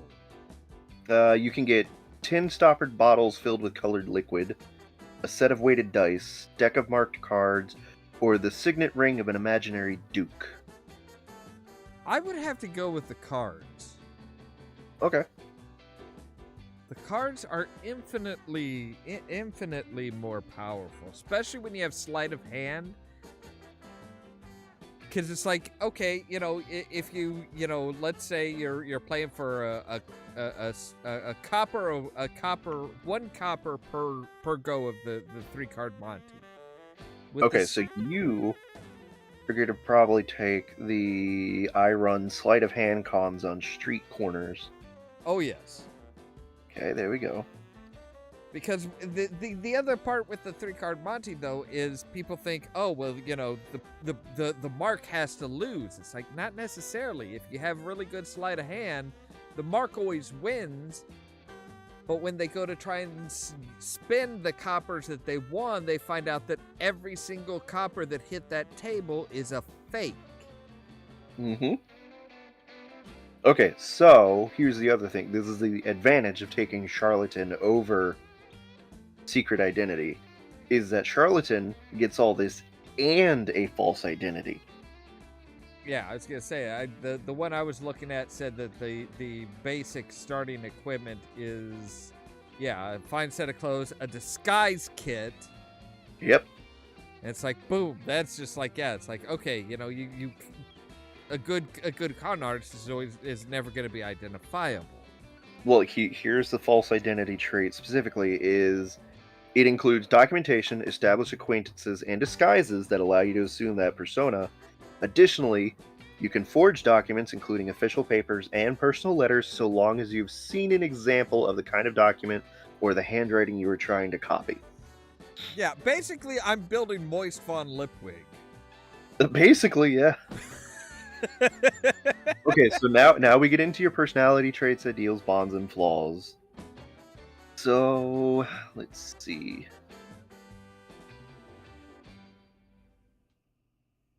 Nope. Your personality trait has to be sarcasm and insults, or your weapon of choice. Well, because your choices are: I fall in and out of love easily, and I'm always pursuing someone. I have a joke for every occasion, especially occasions where humor isn't appropriate. Which, okay, that's a strong second. That one. I'm kind of leaning towards that one, honestly. Flattery is my preferred trick for getting what I want. Born gambler who can't resist taking a risk for potential payoff. I lie about almost everything, even when there's no good reason to. Sarcasm and insults are my weapon of choice. I keep multiple holy symbols on me and invoke whatever deity might come in useful at any given moment. I get the mummy vibes from that. Yeah. And then I pocket anything Yeah. I see that might have some value. Ooh, they're all good. They're all really good. Yeah, but the trick is you gotta pick the one that you play in most naturally. Which is why I went with the sarcasm and insults for my weapons of choice, because that's pretty much what you do. Honestly, for that character, I would say flattery. Yeah, we can do that. I would say flattery because it's like, it's kind of like going back to, we're trying to sneak past guards. It's like, whoa, why would we walk up to you if we were wanting to fight? Obviously, we're gonna get pancaked here. How did we manage to make a tag team again? Because at this point, you're going to have both of us with proficiency in persuasion. And just be like, if he can't persuade you, maybe I can. Okay, ideals. Independence, fairness, charity, creativity, friendship, or aspiration. Oh. So let me see. Independence. I am a free spirit. No one tells me what to do. Fairness. I never target people who can't afford to lose a few coins. Charity. I distribute the money I acquire to the people who really need it. Creativity. I never run the same con twice. Friendship. Material goods come and go. Bonds of friendship last forever. And aspiration. I am determined to make something of myself. Well, aspiration's right out. Okay, so these are kind of useless because from what I understand, the alignment chart and the modifiers have been more or less phased out in 5e. But yeah, you can.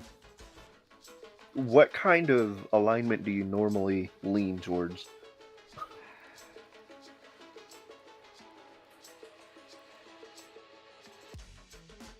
Well, let me take a look here. I just got to the section for ideals, so it's like, yeah.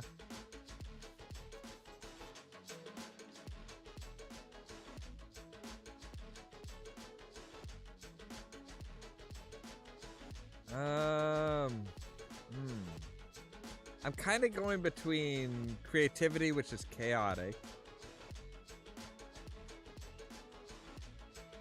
I don't know. I'm kind of torn between three of them. I'm kind of torn between independence, being a free spirit, no one tells me what to do. Fairness, mostly because I never target people who can't afford to lose a few coins. Why would you? Mm-hmm. They don't have the coin to lose. It's kind of going back more towards that towards the idea of the Knack MacFeagle there. It's like we don't steal from the poor because they don't have anything to steal. I kind of wish chaotic lawful was in alignment.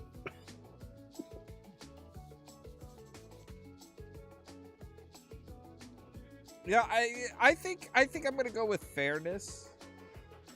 Okay, fairness works. Because like I said, yeah, it's like if the people that can't afford to lose a few coins, I mean, they're not going to have the money. They're not going to have the money to make it worth their while. Money isn't really the goal. Money is just how you keep score. Okay, so now we get to bond.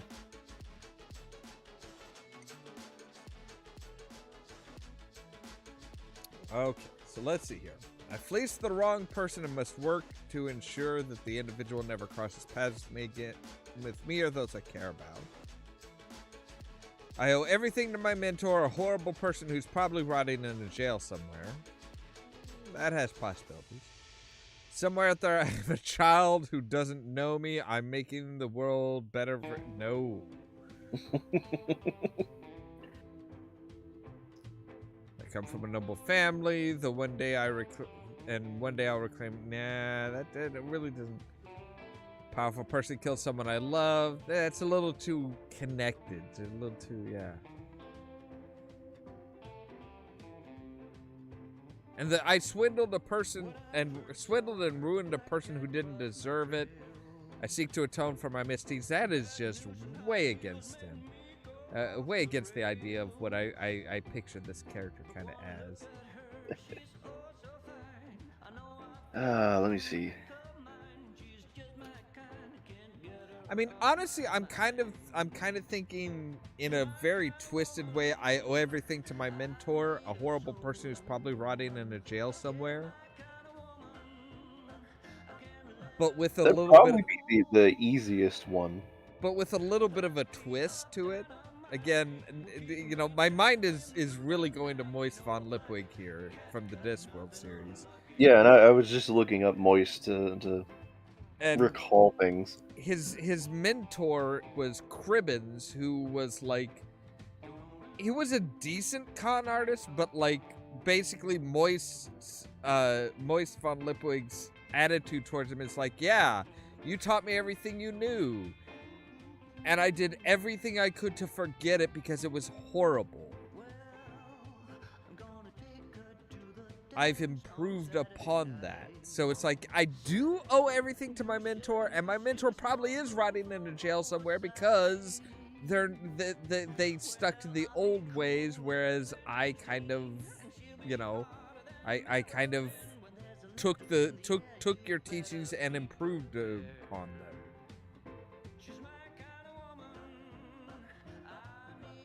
Yeah, I was about to say, because we can't even do the, did he come from a noble family? Because they never tell you about his past. Yeah.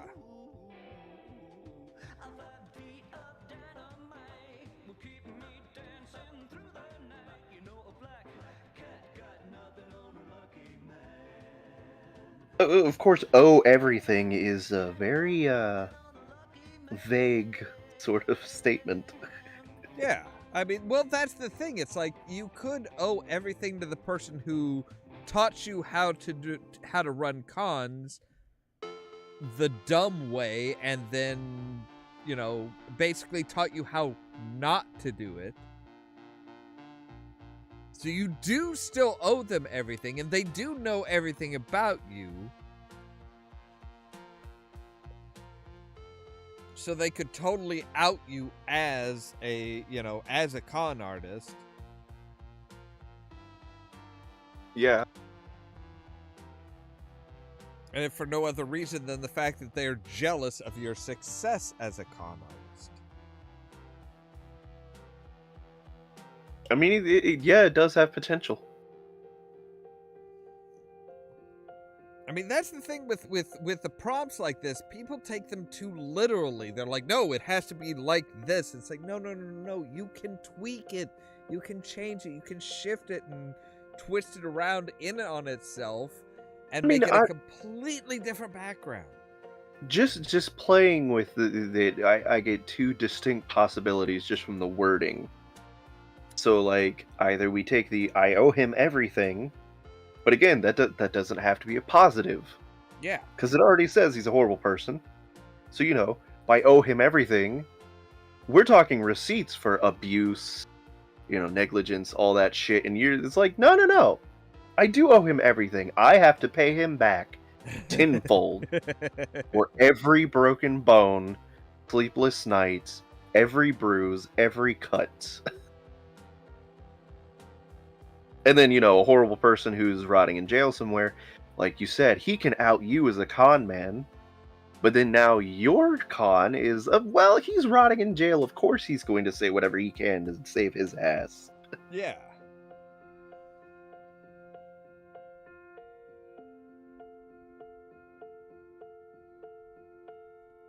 guess And then we get the flaws. Oh, I was gonna say I just got down the page that I'm on now lists the favorite schemes. I wanted to kind of look at those a little bit more. And honestly, I'm kind of I think the sleight of hand cons on corner streets. I don't know. I think. I mean, just the way you were talking about it, that would be the one that fits the most. But I could see. I kind of like the convincing people that worthless junk is worth their hard-earned money. I mean, that's kind of a last-ditch effort. I kind of view the character, especially with the you know with the idea of, again, like, you know, inflating the ego of others and stuff like that. I kind of have to go with I shave coins and forge documents. Yeah. I was going to say, if you're leaning more towards Moist, considering he has his endless array of wigs and such, you could just do the I put on new identities like clothes. I think I would go with the forged documents. Yeah. The shaved coins and forged documents. Because there's nothing. I mean, personally, I've always felt that if you're really trying to get into anywhere, like they've done, like, people who are like supposedly masters of infiltration. You know, they've set up situations where it's like, okay, you need to go in and you need to get this folder and leave without anybody ever noticing you, ever seeing you, or anything like that. And basically, all the person did was walk in with a clipboard and a few pieces of paper. And basically said, hey, I've got a work order to go and do this. Here's my documentation. Here's the work order. I need to get into this room. Guy got in, got the special folder that he was supposed to, and left, and yeah, nobody questioned him at all, simply because he had an important looking piece of paper.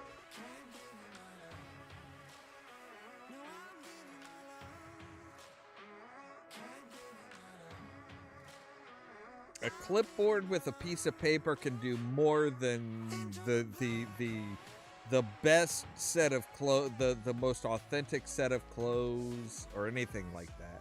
Mm-hmm.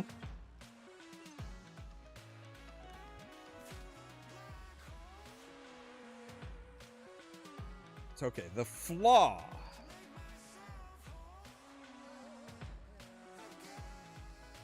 Oh, I totally forgot those two items existed. What two items? The brooch of number numbing and the ring of bureaucratic wizardry. Okay, I think my brains are starting to leak out through my ears just from hearing those names and thinking about them. So, the brooch of number numbing is exactly what it sounds like. Whoever wears it forgets how numbers work. Completely. Oh, that's beautiful. Like, So- they can't count, they can't do basic math, anything? They forget numbers. It says they forget 5 is more than 3, how currency exchange works, anything to do with it.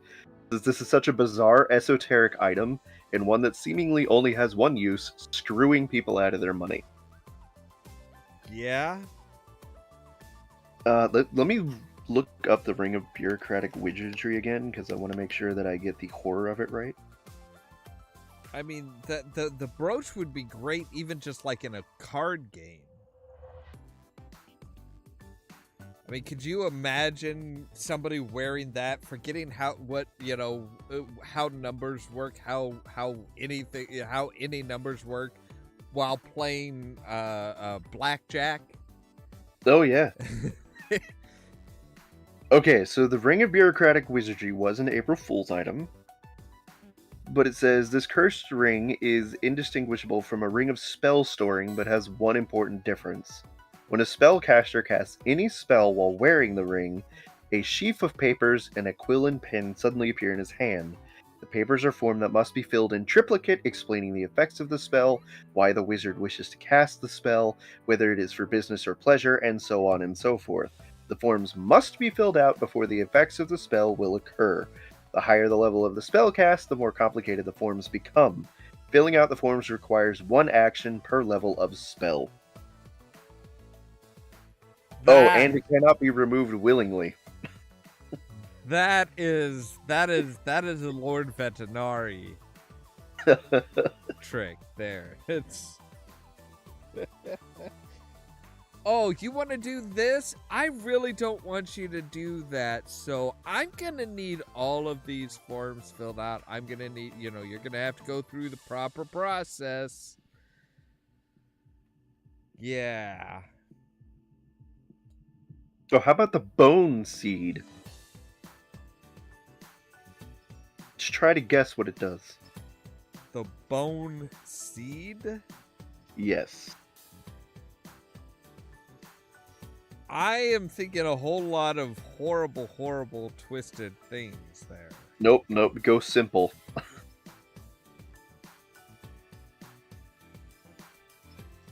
I don't know. If the bone seed is planted, it will turn into a giant tree made of bones. If planted in a burial ground, there's a 10% chance it will produce a monkey skull. Okay. That's it. That's its entire purpose.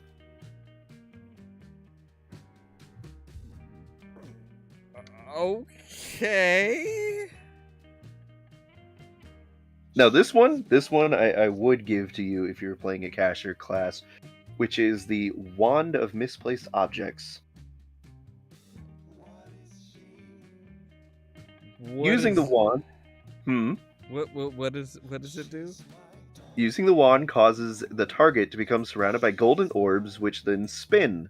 When the orbs disappear, the target discovers that all of his items have been removed. His sword may be back in his sheath, things in his pockets or in his backpack, his shoe is on his hand, etc. Oh, dear God. Oh, wow.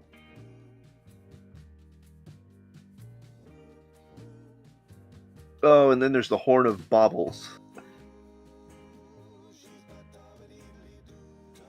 You blow it, weird trinkets come out, but there's also a 10% chance every time you blow it that you will be sucked into the mouth of the horn and then transformed into the aforementioned stream of useless trinkets, thus causing character death.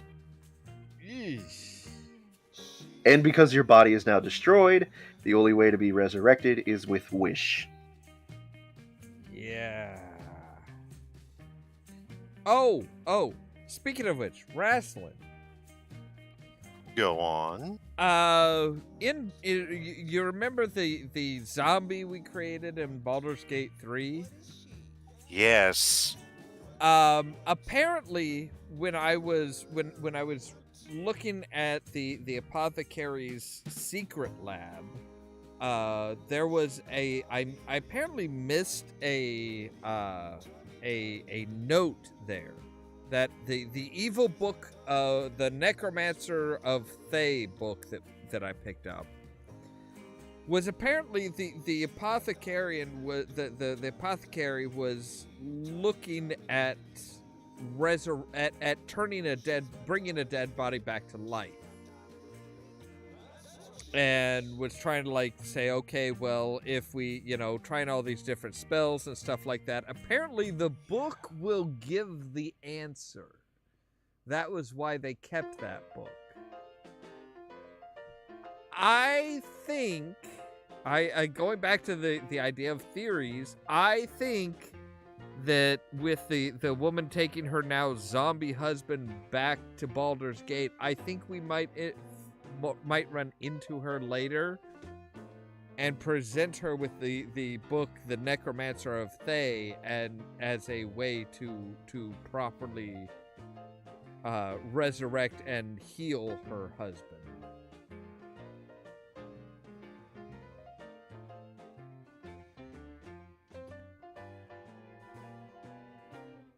And it's actually kind of they kind of talked about something that you mentioned with the you know, like a restoration spell over a long enough period of time being able to cure somebody of being a zombie.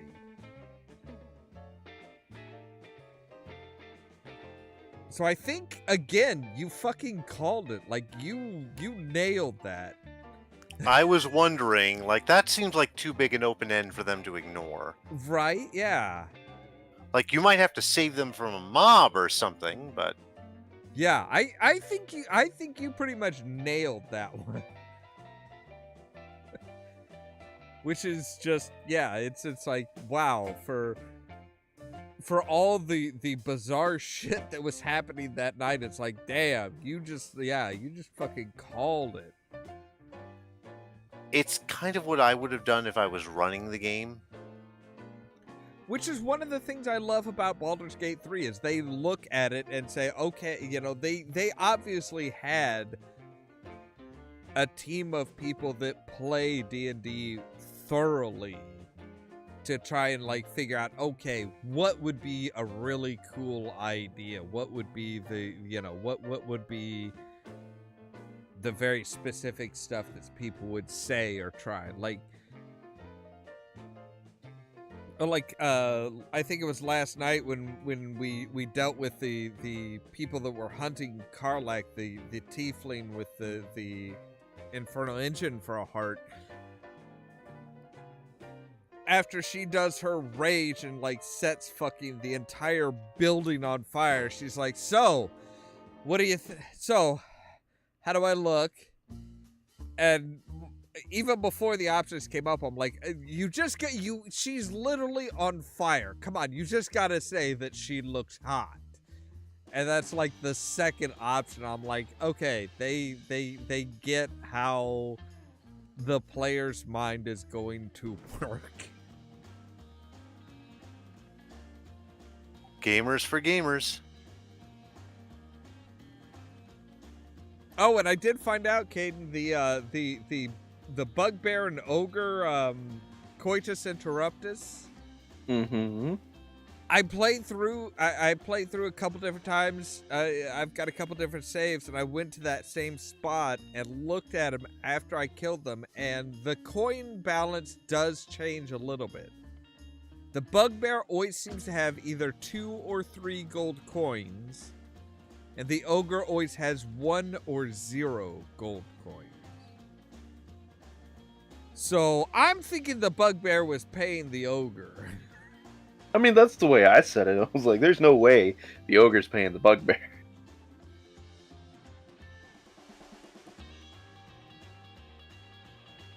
I still just... I'm looking through your spell book and trying to decide how much of a dick I need to prepare for you to be. So I've thought about my flaws. I've looked at the flaws as far as like, okay, so the flaws are, 1, I can't resist a pretty face. 2, I'm always in debt. I spend my ill-gotten gains on decadent luxuries faster than I can bring them in. That's a barbarian. That's a barbarian. 3, I'm convinced that no one could ever fool me the way I fool others. That's bullshit, because you and I frequently get into that debate. Well, mostly because we're trying to fool each other. And it just doesn't work. 4, I'm too greedy for my own good. I can't resist taking a risk if there's money involved. Which, for the character that I'm envisioning, like a Moist von Lipwig type character, doesn't make sense because money is just, like I said, money is just are just points. That's how you keep track of who's winning.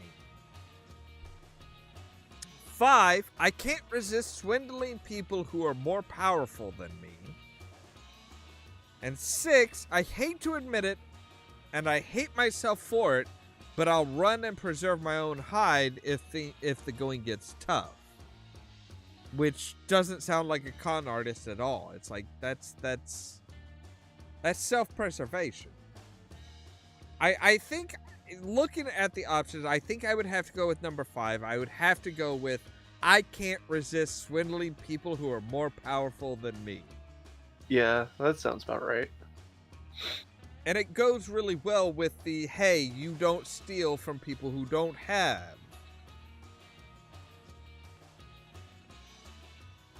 The more powerful and the more rich somebody is, the more of a viable target that they are. Okay, let's see here.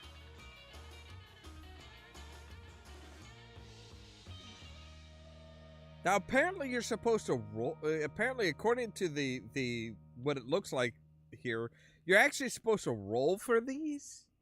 Yeah, you're supposed to roll whatever die they list, but you know, that sometimes makes a character that you don't feel at home with, so I never Yeah. bother with it. I mean, yeah. I'll roll for the stats, and like if I cast a spell that has a random, I'll go ahead and roll, but otherwise, if I'm building my character with the personality and everything, and I have a specific goal in mind, there's no point in rolling it. Yeah, it's like you could wind up with somebody that you totally cannot play. This is why I go with the standard array and not rolling stats. I mean, stats are, I always view stats as kind of like, well, you're determining your character's genetics.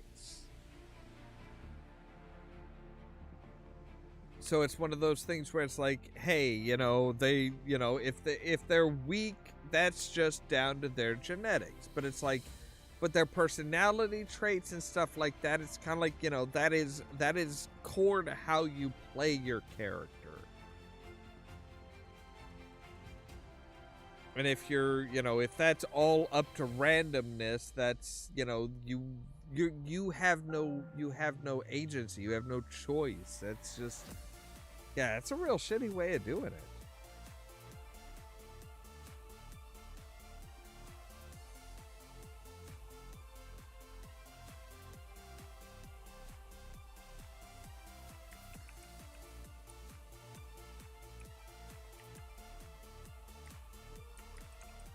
So let's see. We figured a charlatan bard. I'm just kind of going through everything here on my, for my records, basically.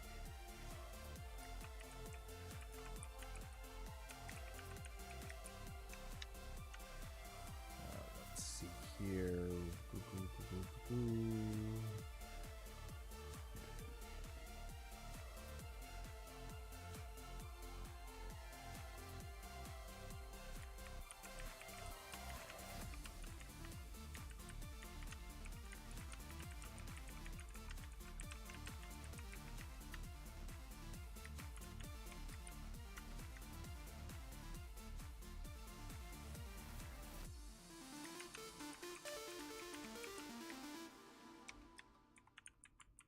So I can't resist swindling people who are more powerful than me.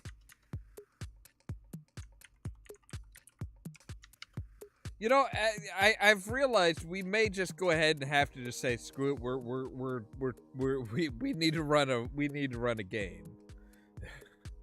What do you think we're making this for?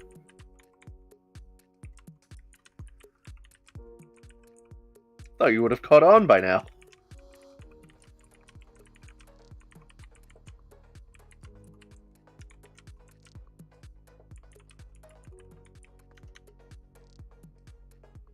It's official. I'm not letting you have any apple pie.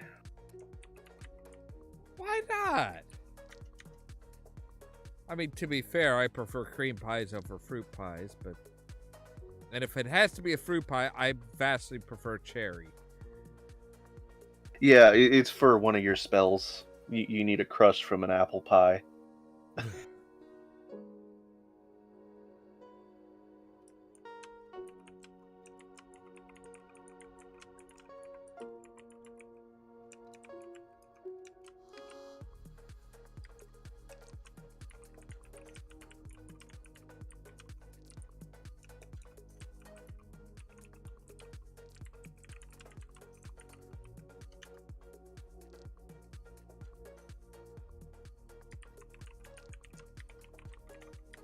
Alright, yeah, I can see you using glibness a lot.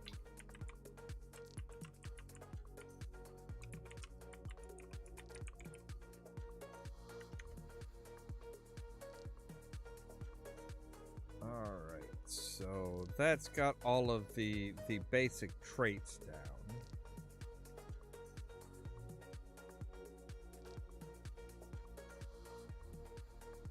I assume Ras is making a character sheet as we speak.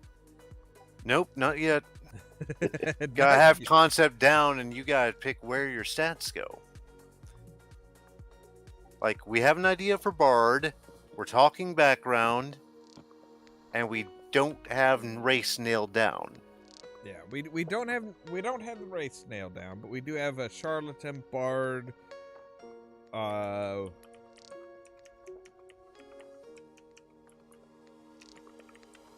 which was the college of, what did we say?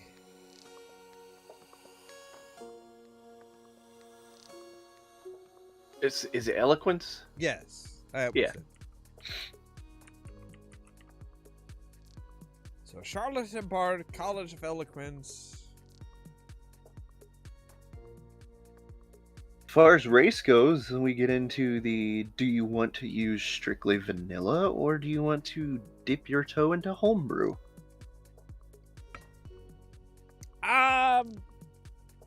You know what? I'm gonna do what I usually do with tabletop games, especially when you have like, oh hey, what race do you want to play? You can be all these exotic things and stuff like that. I'm gonna do what I always do. I'm gonna be a damn human.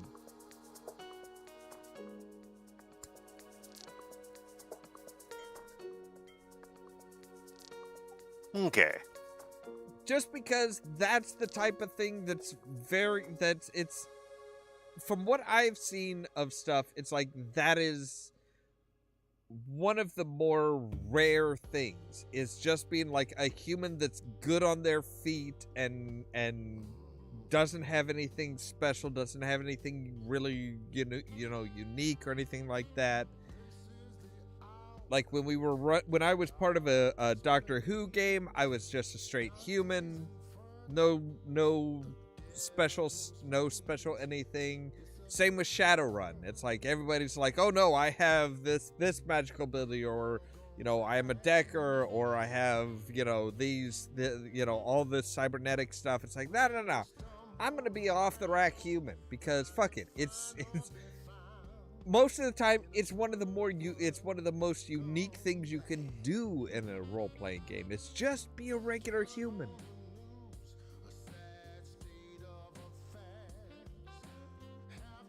Funny that you should mention that after what I just sent you.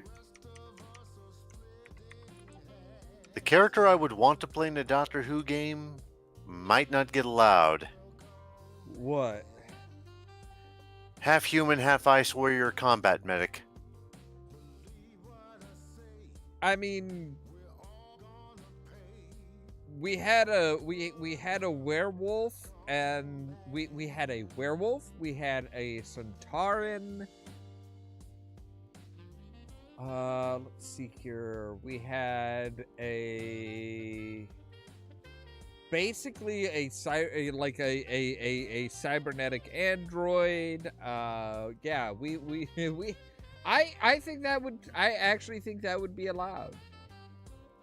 I mean, I'd be fine with going human for base stats and just saying he's the grandson of Ilzur from Curse of Paladin. No, I think it'd be totally allowed. See, in the Doctor Who game, and I just saw that, Kate. Yeah, the Time Lord race. No, for the Doctor Who game, basically, there was when they reintroduced the Torchwood Institute. When they reintroduced Torchwood, and they were like, oh yeah, it's just us in Cardiff and one guy up in Scotland. That's who I played, was the one guy up in Scotland. So he knew about the alien invasions. He knew all about the alien shit. He was just a regular human that was sitting up in Scotland keeping track of shit. Just because it's like, it's an out of nowhere character that they never explain, but it's just like, hey, why not?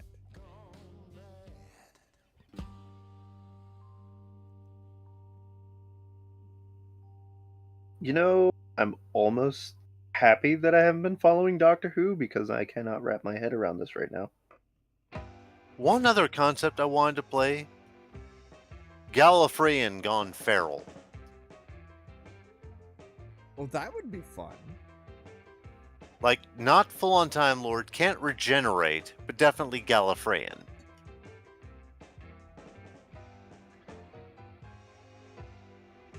That would be interesting, because I mean, you'd have a lot of natural traits that were part of just being part of a Gallifreyan. And just every so often, I go into a conniption and start spitting out ridiculous prophecies about Gallifrey as handed to me by the DM. Gallifrey or the galaxy. That would be interesting. If there's a Dalek near me who somehow understands Gallifreyan, they'd probably get freaked out. Well, you think about it. Go ahead. Well, you think about it. You'd still have the dual vascular system, so you'd have two hearts. You'd still have the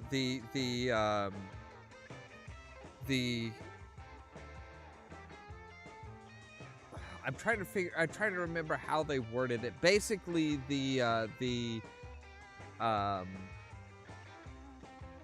spare oxygen, spare breathing system that they have. That was like mentioned in one singular episode in Tom Baker's era, I think it was. But so technically you couldn't get choked out.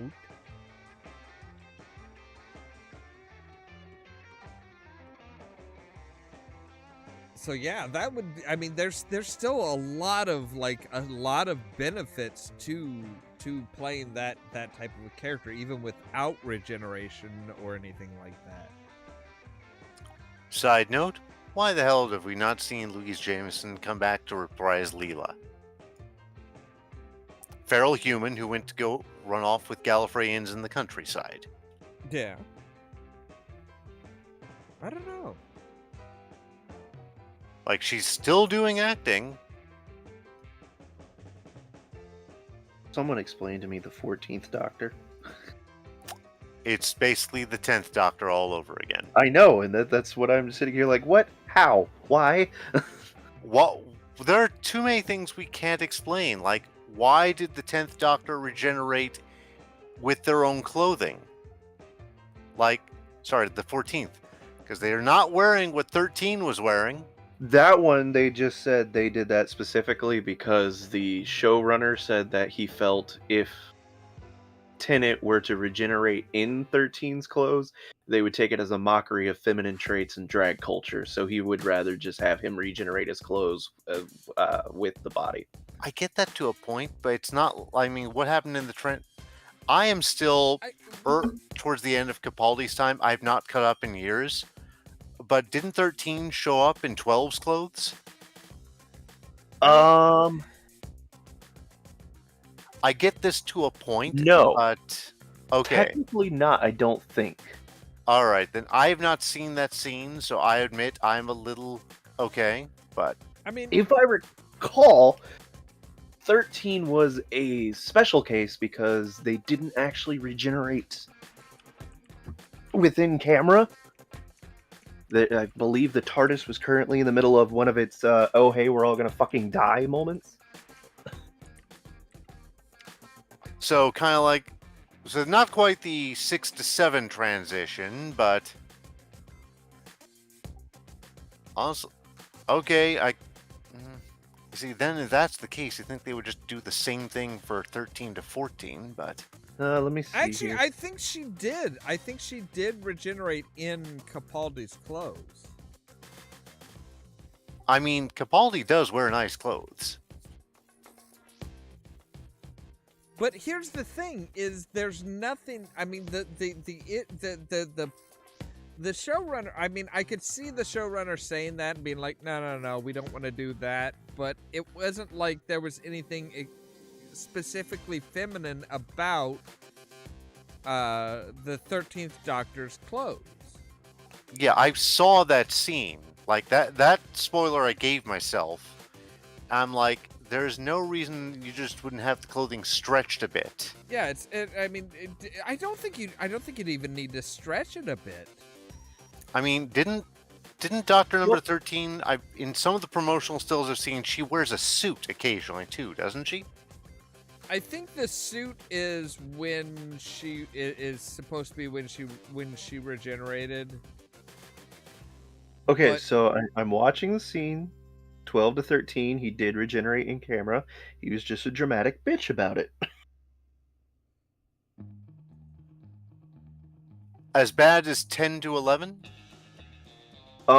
Did his I've been here so long and blah blah blah, and then just kind of does Jesus pose and regeneration energy everywhere.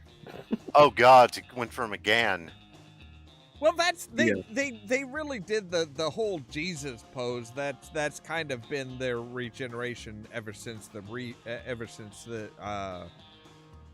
much ever since they went from Eccleston to Tennant was, this vast amount of like yellow glowing energy just shooting out from their body. Yeah. Just kind of stretching them out and just, arching their back up, looking up at the sky, arms stretched out to the side. Yeah, I think it's actually kind of hilarious. They already have the 15th lined up.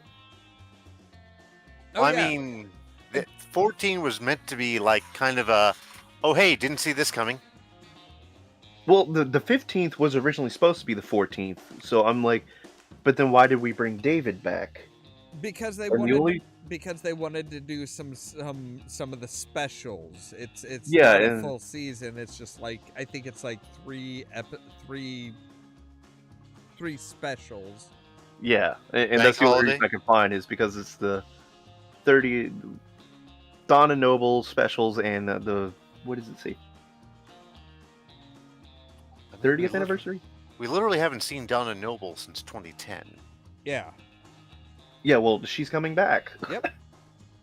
I mean, we got Sarah Jane, we got Ace, we got Tegan. I mean, I think the biggest issue was the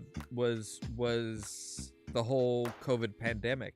Actually, was they're like, okay, so we need to do something to we haven't been able to really do anything because we weren't able to do anything for about a year or two, so now we kind of want to do short runs of something, short runs of something to get people back, and then we'll move on to the next. I mean, there was a whole lot of gatekeeping as far as the 13th Doctor period that was just annoying as shit. Like literally back like years before that even happened. I think back when it was still Matt Smith, they were talking about having a female doctor, and like somebody I knew was like, oh no, it has to be a male doctor with a hot female companion. That's the formula. Stick to it. It's like, really? Is that really what we need? It doesn't feel right. I mean, if you asked me for some of the most strong duos in Doctor Who and companion history, if I look back at, say, the Troughton era, which companion do you think I immediately picture next to him? Yeah, and I do have to say, I do have to say the numbering that you're looking at there is a little bit off, actually, Caden. Mm. It's one of those little annoying things, but I think what you're the regeneration path that you're looking at actually ignores the War Doctor and the human regeneration. Each of which would have taken one up. So Mhm. that's 8.5 and 10.5 effectively. Well, I'm also reading up on the Fugitive Doctor now too, so I'm trying to figure out where that fits in. Yeah, so 8 was when they ended 8 was Paul McGann. Yeah, it was Paul McGann in the made-for-TV movie. Mm-hmm. Number 9 was the War Doctor, which was William Hurt. Yeah. Christopher Eccleston was 10. David Tennant was 11, but he was also 12 because he put the regeneration energy.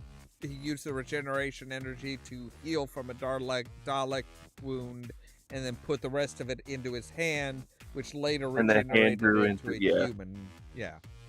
So I remember that stream. So yeah, then you've got Matt Smith is 13. The Scottish fucker. Peter Capaldi? Yes, Capaldi. Thank you. Capaldi was 14. And the female doctor, again... Jodie Whittaker. Jodie. Yes, Whittaker. Yes, thank you, Whittaker. Jodie Whittaker was 15. So 16 would be, again, David Tennant, and then 17 would be... Yeah.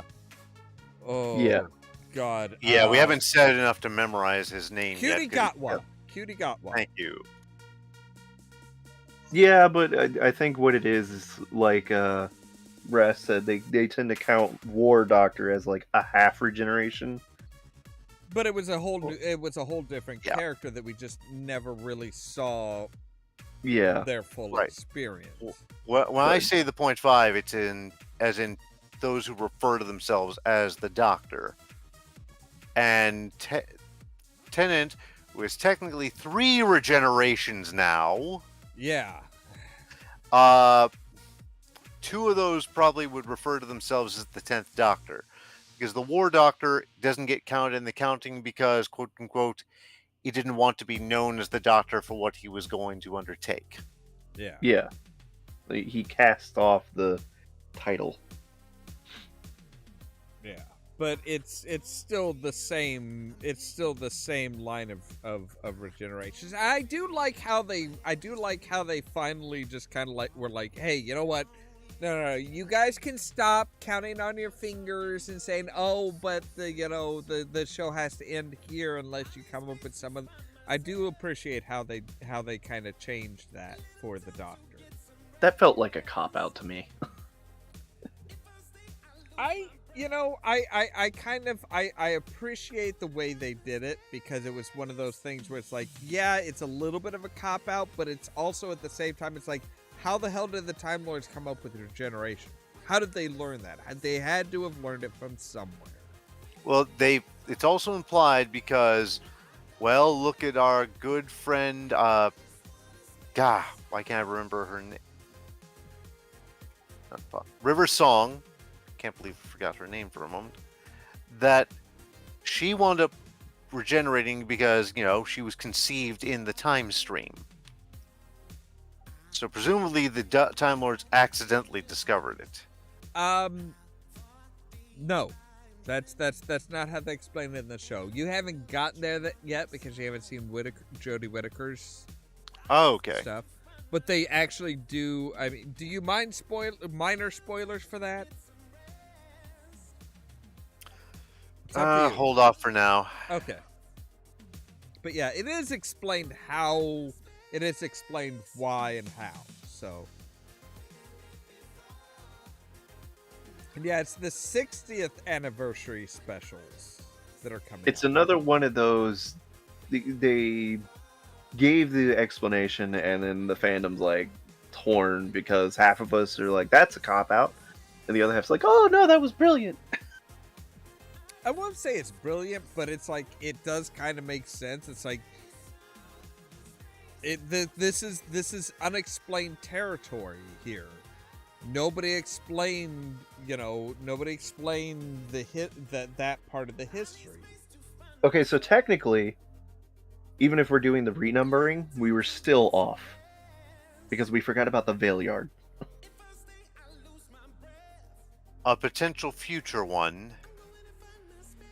Unless you're about to tell me the Veil Yard shows back up again. No. I was saying if we were doing actually, I think if we were counting War Doctor and all them as separate regenerations, we forgot the Veil Yard. I think the Veil Yard actually had already shown. Whoa, what's that in? No, that was in Matt Smith's era. The Dream Lord. I know they've hinted the Dream Lord was the Veil Yard, but I didn't think that was completely confirmed. I don't think they've confirmed it, but but think about where it's placed. Matt Smith would have been the last regeneration in the cycle. And that's where the Veil Yard was supposed to be, was between his 12th and final. Yeah. So the Veil Yard would have shown up between David Tennant's using the human doctor and Matt Smith's doctor. So that's why he showed, the Dream Lord showed up for Matt Smith. And I think I would not be terribly surprised if we find out that the Veil Yard has like completely gone rogue and done his own shit, and that is who Neil Patrick Harris is playing in the upcoming specials. See, I thought Neil Patrick Harris was going to be the Celestial Toymaker.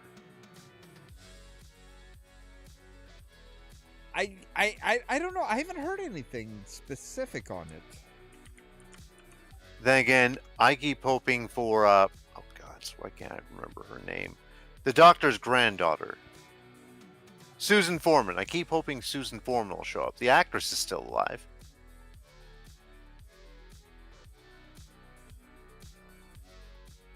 Or she was there for the 20-year anniversary. I mean, this doesn't even include the Dream Lord as an incarnation of the Doctor. Yeah, that's one of those. That's one of those. It's kind of a fan theory, and it's one of those things that they left very, very ambiguous. But it's one of those things where some of the things that he says, where it's like, no, I'm you. I know everything about you. It's like, well, yeah. I mean, based on where he shows up and where he starts interacting, it's like, yeah, this is the Veil Yard. This is the part of the Doctor that broke away, and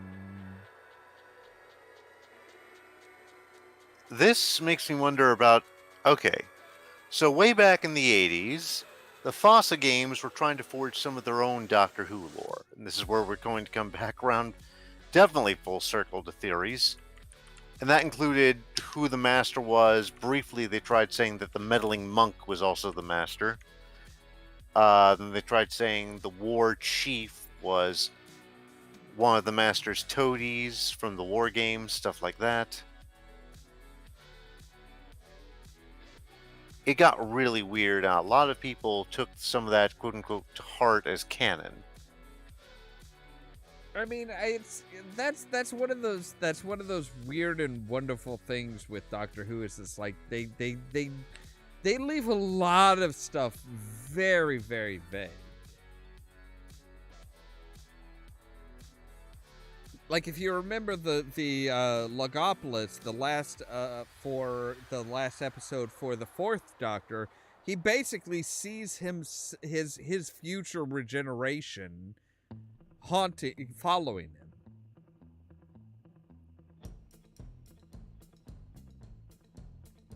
The like white, like the white bald character that he sees every so often, that he's just kind of like, what the fuck, and he's really freaked out about it. It's like, yeah, it's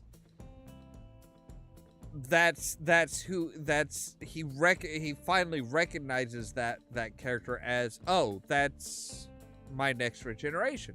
No big deal. Okay. I know I am going to survive.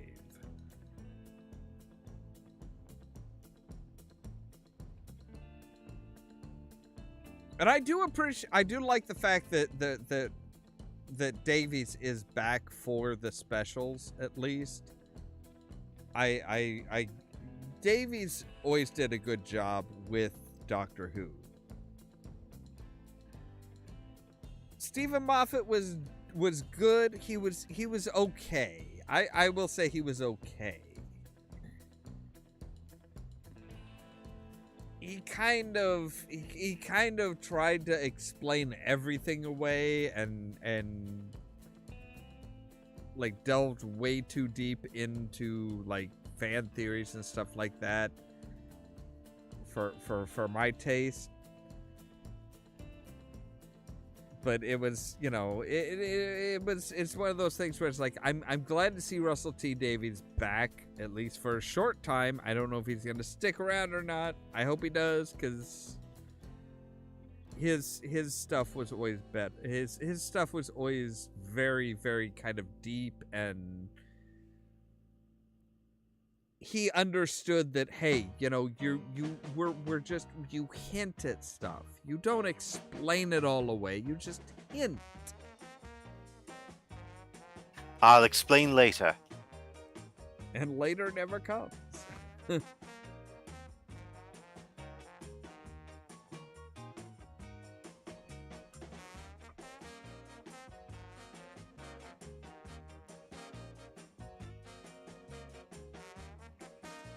I just realized something that I have to really, really laugh at. As much as Elon Musk has tried to erase the name Twitter, the website's still twitter.com. No one's ever gonna call it X. I love the fact that he's like, no, it's X now. He changed the official name. He changed the logo, and most people are like, but we're still posting tweets. We're still, you know, it's still Twitter Blue. Yeah, what are you gonna call it when you try to rebrand it completely as X? Well, that's the thing. It's like, it's so fucking generic now that it's like it's nothing. It's like, it's now X. You don't tweet anything, you post something. It's like, really? post? You Yeah. couldn't even go like balls to the wall and be like, you don't post, you don't tweet, you X out. No, it's just post. You don't retweet something, you just repost. God, we're living in food fight. That's what we're doing. We are in the most horrible timeline.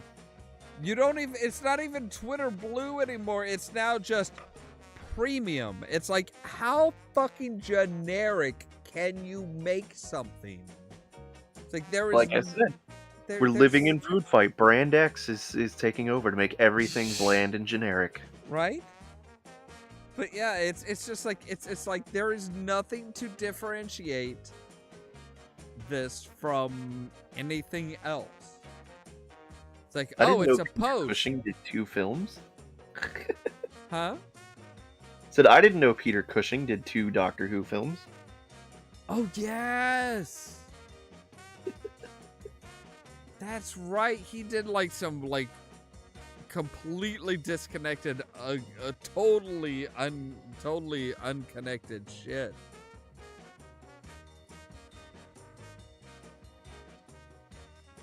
Roboman. I think there's 3 people that, if you know, that are tied to every property. One of them is tied to every property. There's Peter Cushing. There's what's his name? Christopher Lee. And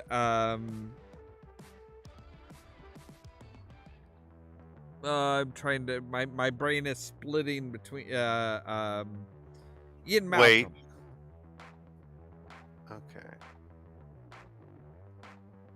Okay. Ian Malcolm, you mean Jeff Goldblum? No, I mean Gandalf.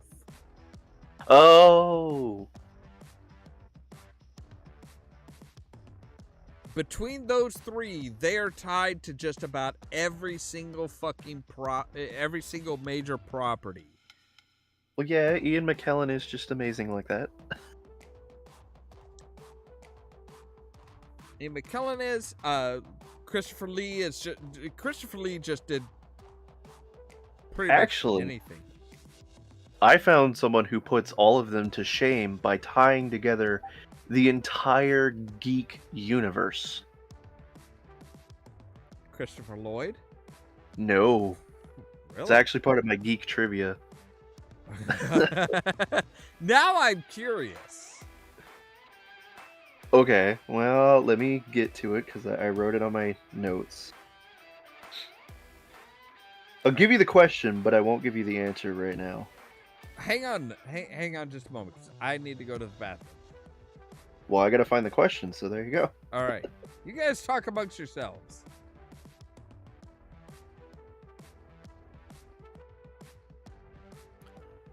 Okay, found it. Okay, so where does this fugitive doctor fit in? Keep in mind, I am just midway through Capaldi, and he is considered number 12. I know, and apparently she doesn't have an official place.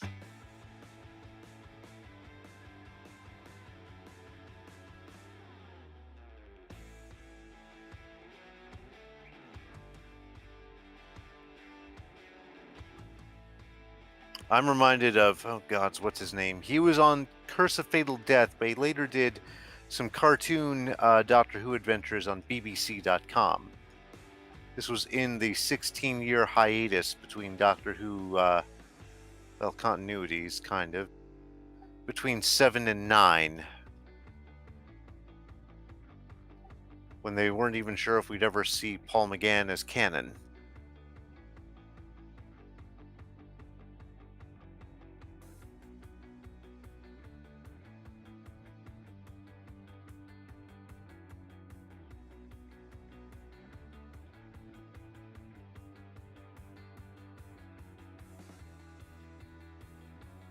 Oh, okay, so apparently she comes before 13.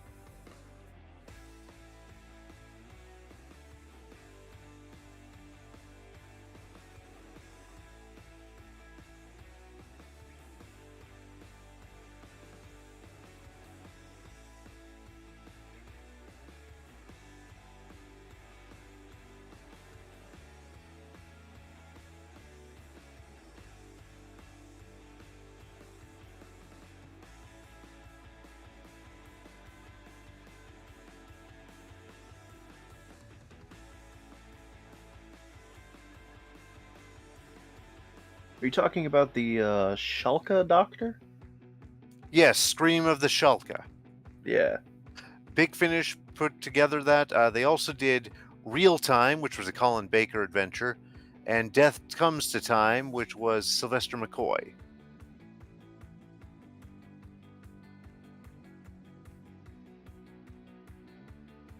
Richard Grant as the doctor. Okay.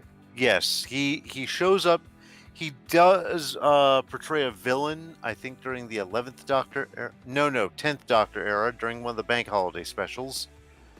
He's in the Curse of Fatal Death. He is the quote-unquote lick-the-mirror gorgeous doctor. We must be talking about Rowan Atkinson. No, the other one. Richard Richard Grant. E. Grant. Do you remember him playing in Scream of the Shulka? Vaguely? Yeah, because both Rowan and Richard were the doctor in Curse of Fatal Death. And Hugh Grant. Yep, Hugh Grant as the handsome, Richard Grant as the quite handsome. I was gonna say, because I knew when you Oh, say and Jim Broadbent? Yeah, when you say Curse of the Fatal Death, the first one that leaps to my mind is Atkinson. But when we were talking odd continuities of the Doctor for a moment, I was thinking Grant, Scream of the Shulka. Odd continuities of the Doctor. That's pretty much everything. Okay, Well, yeah, Peter but Cushing. Yeah, we were talking about like the Peter Cushing, and then I was trying to figure out where the fugitive Doctor fits in.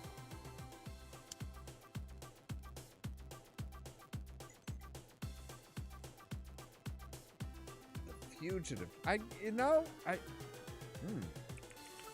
Apparently, she comes before 13. Oh, yes. That was, yeah. So if I remember right, that was kind of after they explained away the whole regeneration thing. Before and during. Okay. So, like, she appears and is not named. Then later on, it's revealed, oh, hey, that's the Doctor. And then she, like... And then it's kind of like, oh, hey, so, here's this whole thing. This is why all of this now makes sense. Don't worry about it. And then the why can't I remember you? Oh, because you did another one of yours. I just erased all my fucking memories and put them in this watch. Again.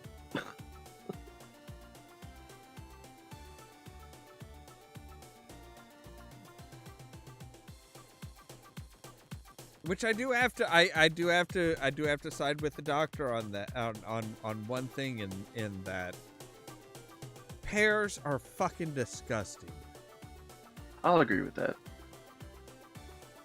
Just that grainy texture is just that's what sets me off. It's like, nope, I'm eating the fruit of the tree. I don't want to feel like I am eating the bark of the tree. Thank you. Okay, so I want to look at Jodie's regeneration real quick.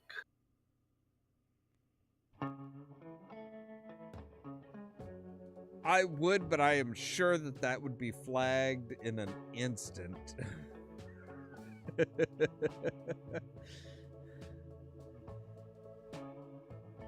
What, just for copyright, or? Yeah. Oh, yeah. I mean, this doesn't directly relate, but Paramount has been dropping whole episodes of Lower Decks on their channel on YouTube. Yeah, but they own the copyright to that. Right. I know that's why it doesn't quite fit. I'm just saying, it's kind of weird how they're just like, here. Yeah. No, okay, so she's wearing women's slacks and an overcoat. Yeah. Which, okay, if we want to get into it might send the wrong message with Tennant wearing women's clothing, did you watch Good Omens? Right? It's like, yeah, that's one of those things where it's like, it doesn't hold up as to the reasoning. It's like, I mean, I guess they're being overprotective, but it's like, really? We've seen David Tennant dress up as a woman to be a companion to someone else's doctor. Yeah, in one of the comedy relief sketches, if I remember right. Yes, this doesn't hold water, basically. Yeah. Okay, so she's doing her speech to herself, so what is she saying?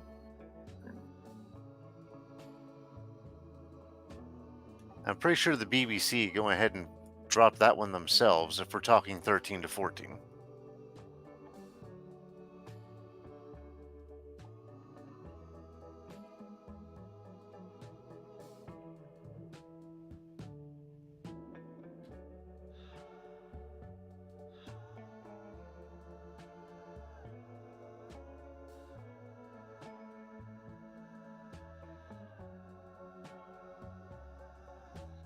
Okay, that was officially the lamest regeneration speech I've heard.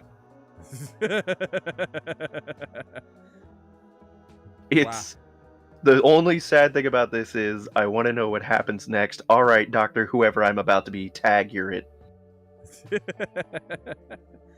I gotta say, I kind of feel that she suffered from some of the issues that they had back in the day with Doctor Who. Like Colin Baker's era? Well, kind of, yeah. I mean, pretty much everybody past Tom Baker. because it was the last season of Tom Baker's run was when the production company changed, the producers changed, and they said, look, you can't ad-lib anymore. We're writing the script. You say what's on the script. That's it. And that was when Tom Baker was like, no, that's not my doctor. Me ad-libbing and adding stuff is part of what makes my doctor my doctor. And you can kind of see it even from Peter Davison. His early years, he was, he would say stuff, or like Adric, who was always, oh, you can't, the rest of my family's dead because of you. I don't trust you. And it's like, then why the fuck are you traveling with me, you little shit? It makes, it's just one of those things where it's like, it just, yeah, it's really difficult to merge that together. And it's like, yeah, Matt Smith took a full season before he actually was like, felt comfortable venturing out and being like, hey, I know who my character is. I mean, he would go from like laughing his ass off to deadly serious in like half a second. It's like, that's an emotional whiplash. Thank you. Yeah. We went for that angle. Even the doctor doesn't know why that happened.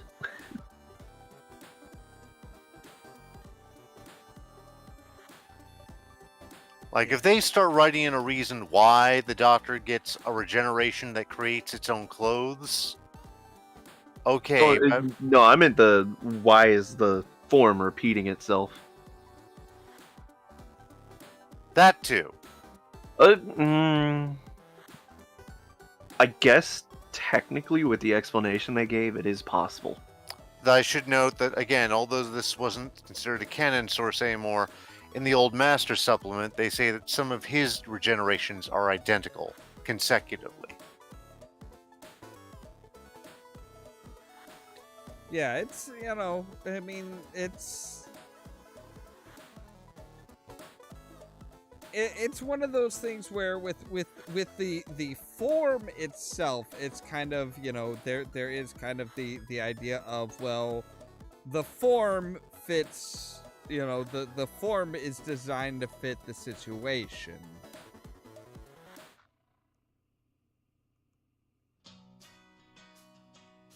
So, like, if you're dealing with some serious shit that you need somebody who's able to be cutthroat and stuff like that, yeah, you're gonna go back to, go back to the David Tennant doctor.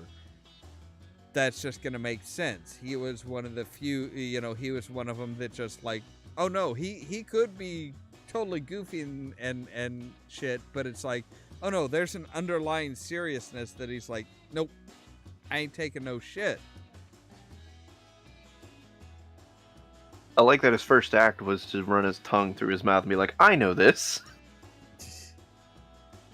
It's the teeth. That was actually one of the first, when David Tennant his first regeneration into David Tennant, it was like, ooh, new teeth. That's weird.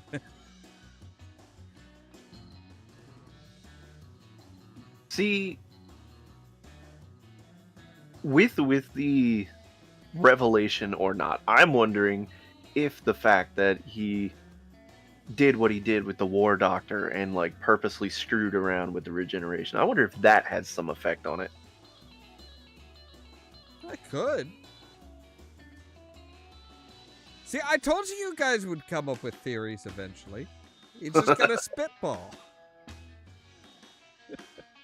I knew I was going to come up with them. It was just, it depended on what we started talking about. See, that's where most theories, that's where most theories start, is just kind of spitballing, and then, you talk it out with other people. It's like, oh, hey, well, what about this? It's like, okay, so, At that point, you come down to the Sherlock Holmes issue of, are you changing facts to fit the theory, or are you changing the theory to fit the facts? Well, that's what I'm saying. Is with the revelation, I don't know if it makes sense or not. Yeah, it's an interesting idea. I guess it depends on what they come up with as far as actual canon stuff from here. Yeah, because that's okay.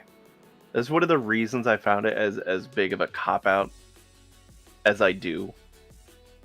Is because up until then, they had every reason to just be like, you know what? It's not that the Doctor's special.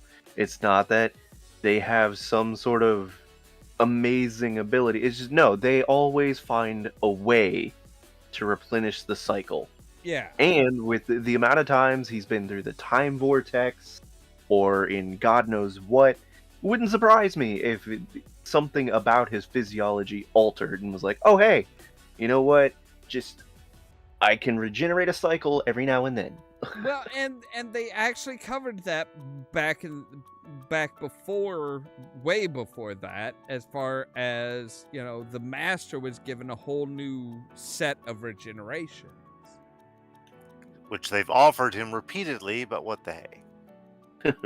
And then you have Matt Smith, who is supposed to be the last, but Matt Smith was part of the whole idea of bringing Gallifrey back, as, Gallifrey burns no more as a full sentence. And it's like, oh, hey, so yeah, you three of you, not just you, but three of you were instrumental in making sure that we continued on even after the Time War. So you know what? Yeah, you get another set of regenerations.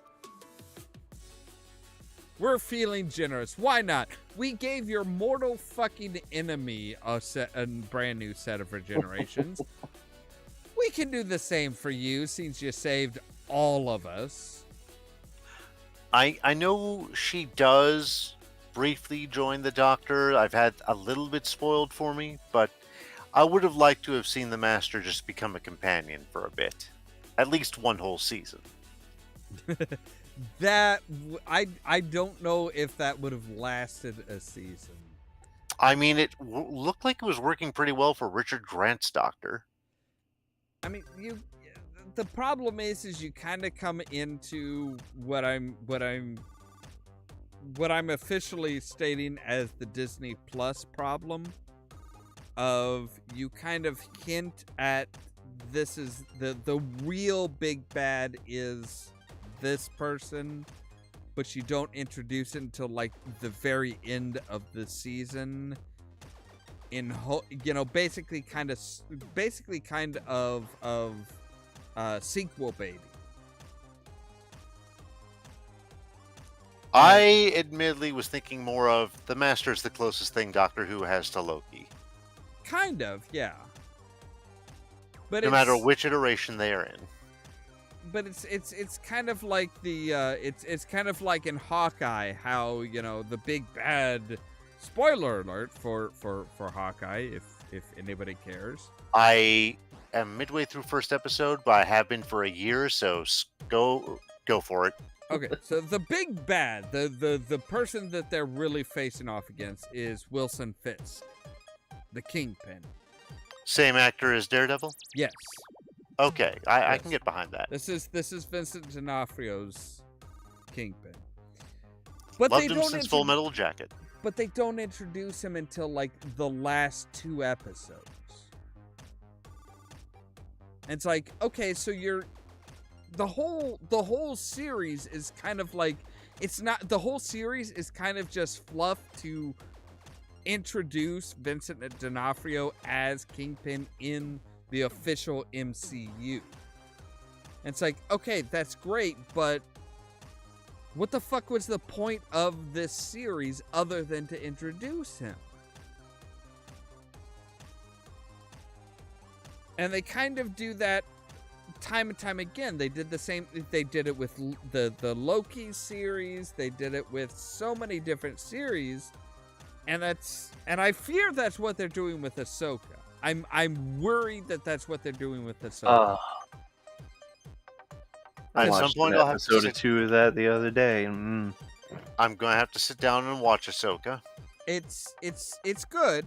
I mean, they've shown like shown two small clips of Thrawn in the promotional stuff in the trailers and stuff. But it's one of those things where it's like you're halfway through and Thrawn hasn't fucking shown up. Yeah. Rosario Dawson does do a good job though. I'm a little concerned that it's like that they're just gonna like push it till the end, and those clips are like just Thrawn like getting back to the regular Star Wars galaxy and be like, okay, so now I'm back, bitches. And it's like, okay, so all of this was just a build up to introduce a big bad that you're gonna potentially use in the future, which while not horrible, but it's like, but that's a waste of an excellent fucking villain that should be very, very much involved in this series. I have a horrible idea. Okay.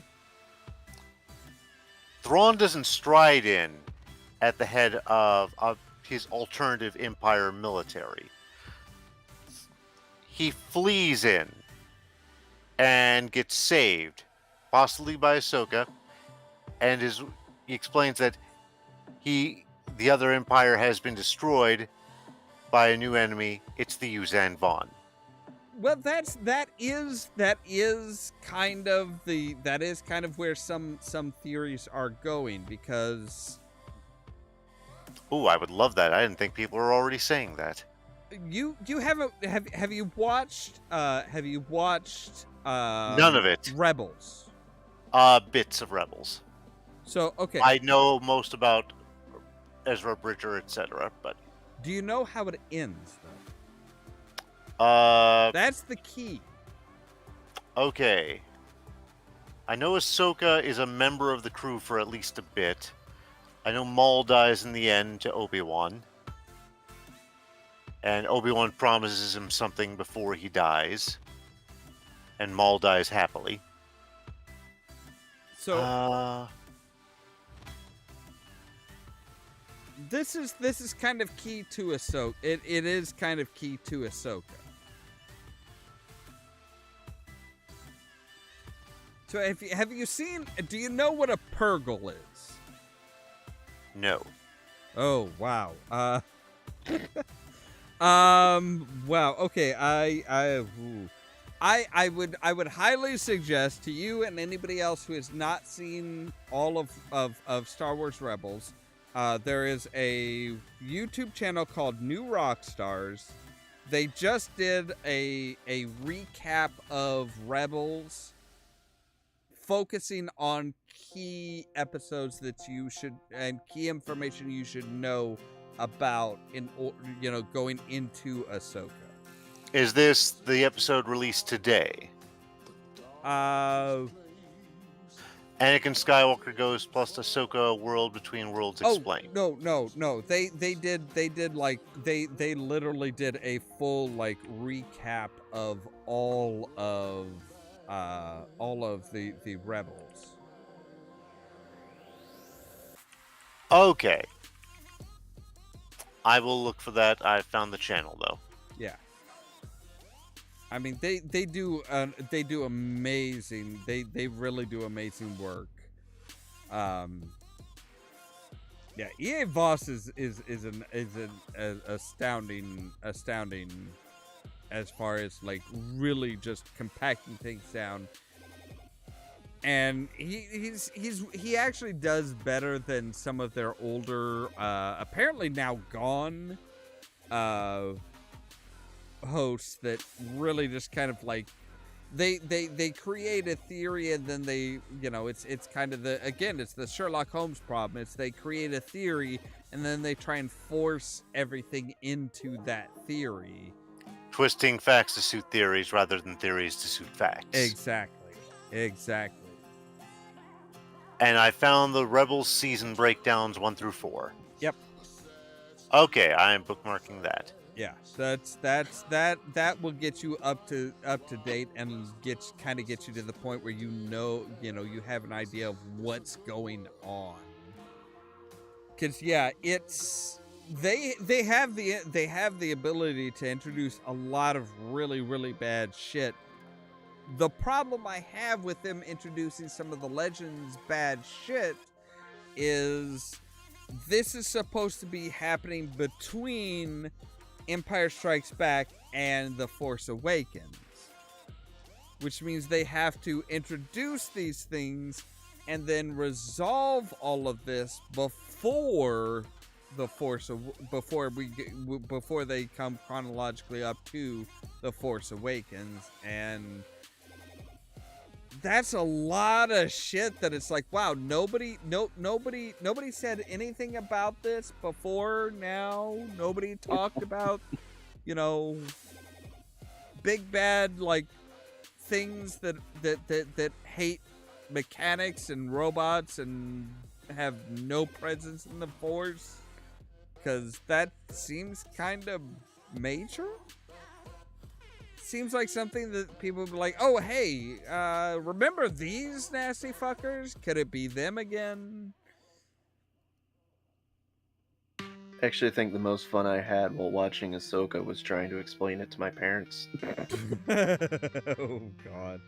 Well, because my sister's the massive Star Wars nerd, to the point where her usual nickname is, she named herself after Mara Jade. So she goes by Jade. And then we're watching Ahsoka, and like they keep doing the way of the Jedi, and me and her sitting there like, she's not a fucking Jedi. Stop it. Yeah. And my mom's like, what do you mean she's not a Jedi? Like, she keeps saying that Anakin trained her. I was like, yeah, Anakin trained her. He fucked up. He fell to the dark. She fell to the dark. Came back, realized what it did to Anakin, and just went, you know what? Fuck this. I'm going this way. Yeah. I mean, honestly, Ahsoka is the perfect person to the perfect person as far as my theory, as far as Anakin's destiny and the prophecy and everything. It's like, he was supposed to bring balance to the Force. There's thousands of Jedi. There's 2 Sith. That's very unbalanced. Kill all the Jedi down to 2 Jedi, 2 Sith. It's all balanced. But if you move closer to the center, you could have that misnumbering, and the balance isn't going to be off enough that you have to have a massive massacre in order to bring it back into balance. It's like, if everybody is just kind of, you acknowledge your feelings, you acknowledge your feelings, you process those feelings rather than ignore them, but you don't dive like fully into the bad feelings, you'll be all right. And that's kind of what Ahsoka does. That's the idea of the gray Jedi, which I personally hate the term gray Jedi, because it's like, if they're gray, they're not Jedi. They're just not. They're not. I mean, we've got Revenites, but that's another bag of worms. Yeah. Oh, so you ready for that question, by the way? Yes. So, the actor has starred in, and this is going to be a very long list, so give me a second. Charlie and the Chocolate Factory, Flash Gordon, Dark Crystal, Neverending Story, Buckaroo Banzai, Return to Oz, Mad Max, Beyond Thunderdome specifically, Howling 6, Freaked, Leprechaun, Wes Craven's New Nightmare, Matilda, Corpse Bride, Transformers Revenge of the Fallen, The X-Files, Courage the Cowardly Dog, Star Wars, Star Trek, and Doctor Who. Wow, that's a list. I was like, if there was ever is there a Geek Vortex, that's it. Wow, that's a list.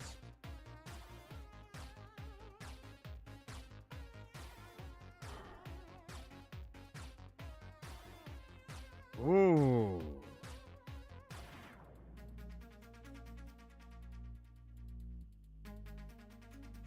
He said Charlie and the Chocolate Factory, right? Mm-hmm. Okay. So not Willy Wonka and the Chocolate Factory. You're talking about the 2001. Yep, specifically Charlie and the Chocolate Okay. Factory. I'm trying to remember everyone in that one. Christopher Lee is there in that movie.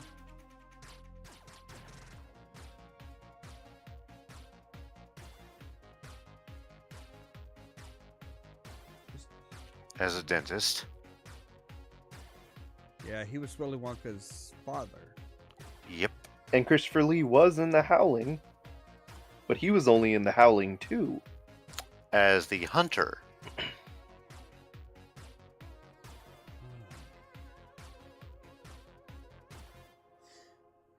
He was the ship's vampire in The Good Christian, not to be confused with his other vampiric roles.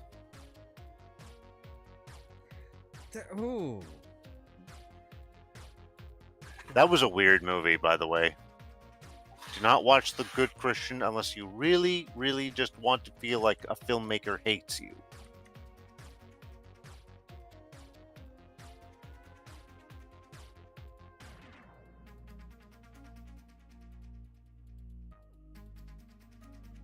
Oh.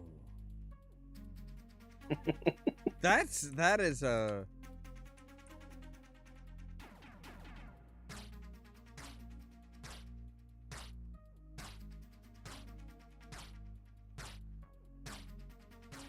Yeah, because when I did Geek Trivia, I was like, I'll give him some softballs, but every now and then, I need one that's going to make somebody just start screaming.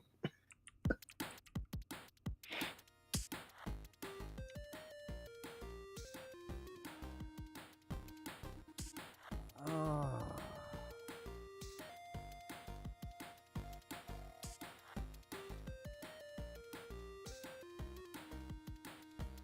I mean, there's a few of them that there's a few people that's like, ooh, it fits. So they fit this and this and this. I know they fit this and this and this, but oh, Tonight on 6 Degrees from Luke Skywalker. you're Actually, right. the funny thing is, the answer is staring you straight in the face.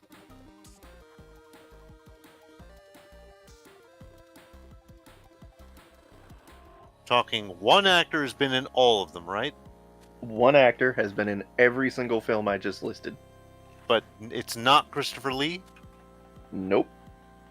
Oh, It's not Judi Dench, I take it. No. It's not Cushing.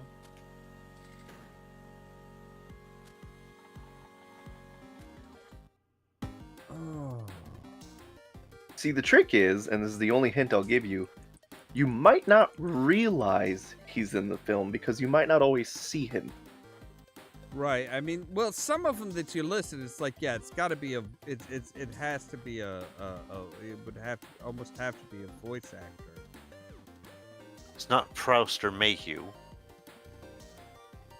Time frame would be off for those two. For some of it.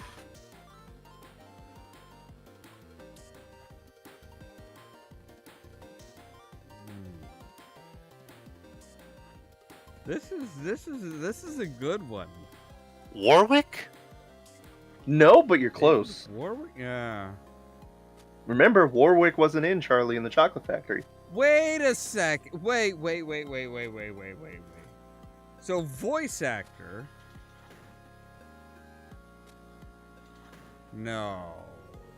Anthony Who do you think Daniels? Majel Barrett?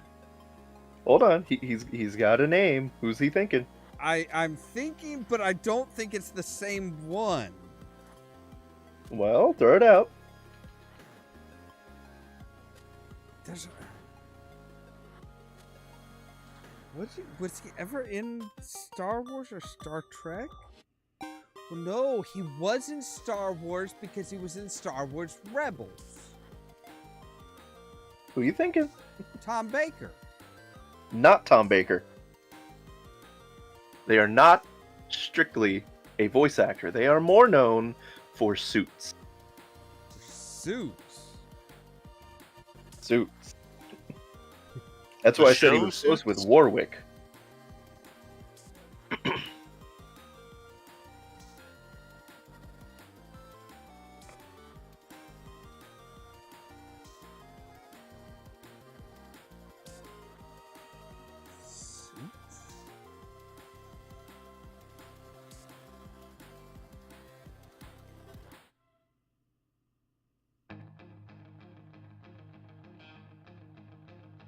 You guys give up?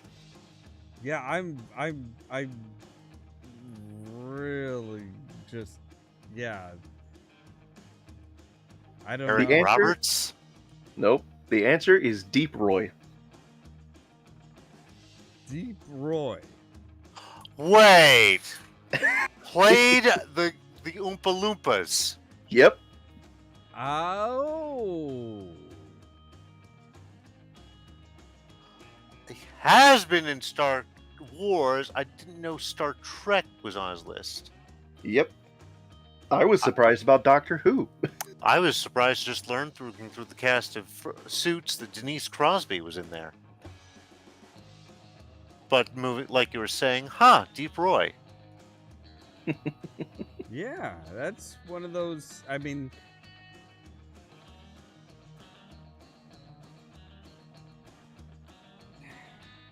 oh, he was in the 2009 Star Trek. Okay. And then Into Darkness and Star Trek Beyond. And that's why I said you might not have seen him, because he's always in a suit or heavy makeup. Yeah.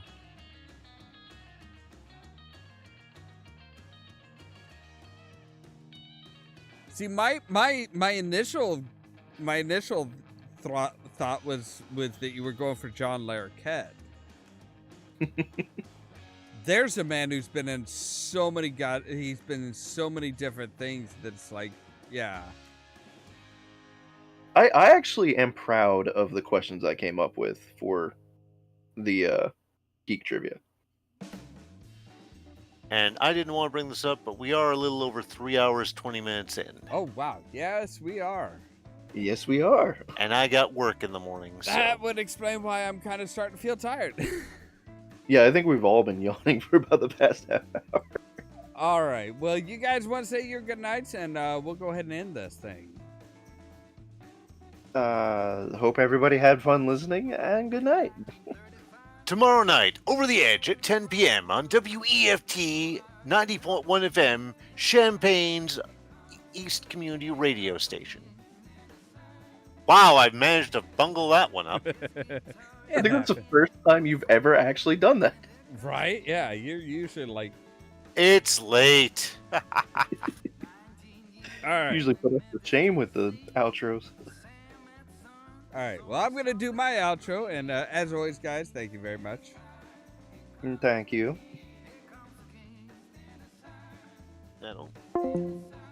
All right. As always, thank you guys very much for watching. If you liked the video, don't forget to hit the like button. If you're new here, don't forget to press the subscribe button. If you want to be kept up to date of when we go live and stuff like that, make sure to ring the bell. But also check out the social media links down below. The Facebook page, the Twitter account, the Tumblr account, and the permanent invite for the Discord server. All that so that you can stay tuned for more from Ollamh Productions. Cheerio!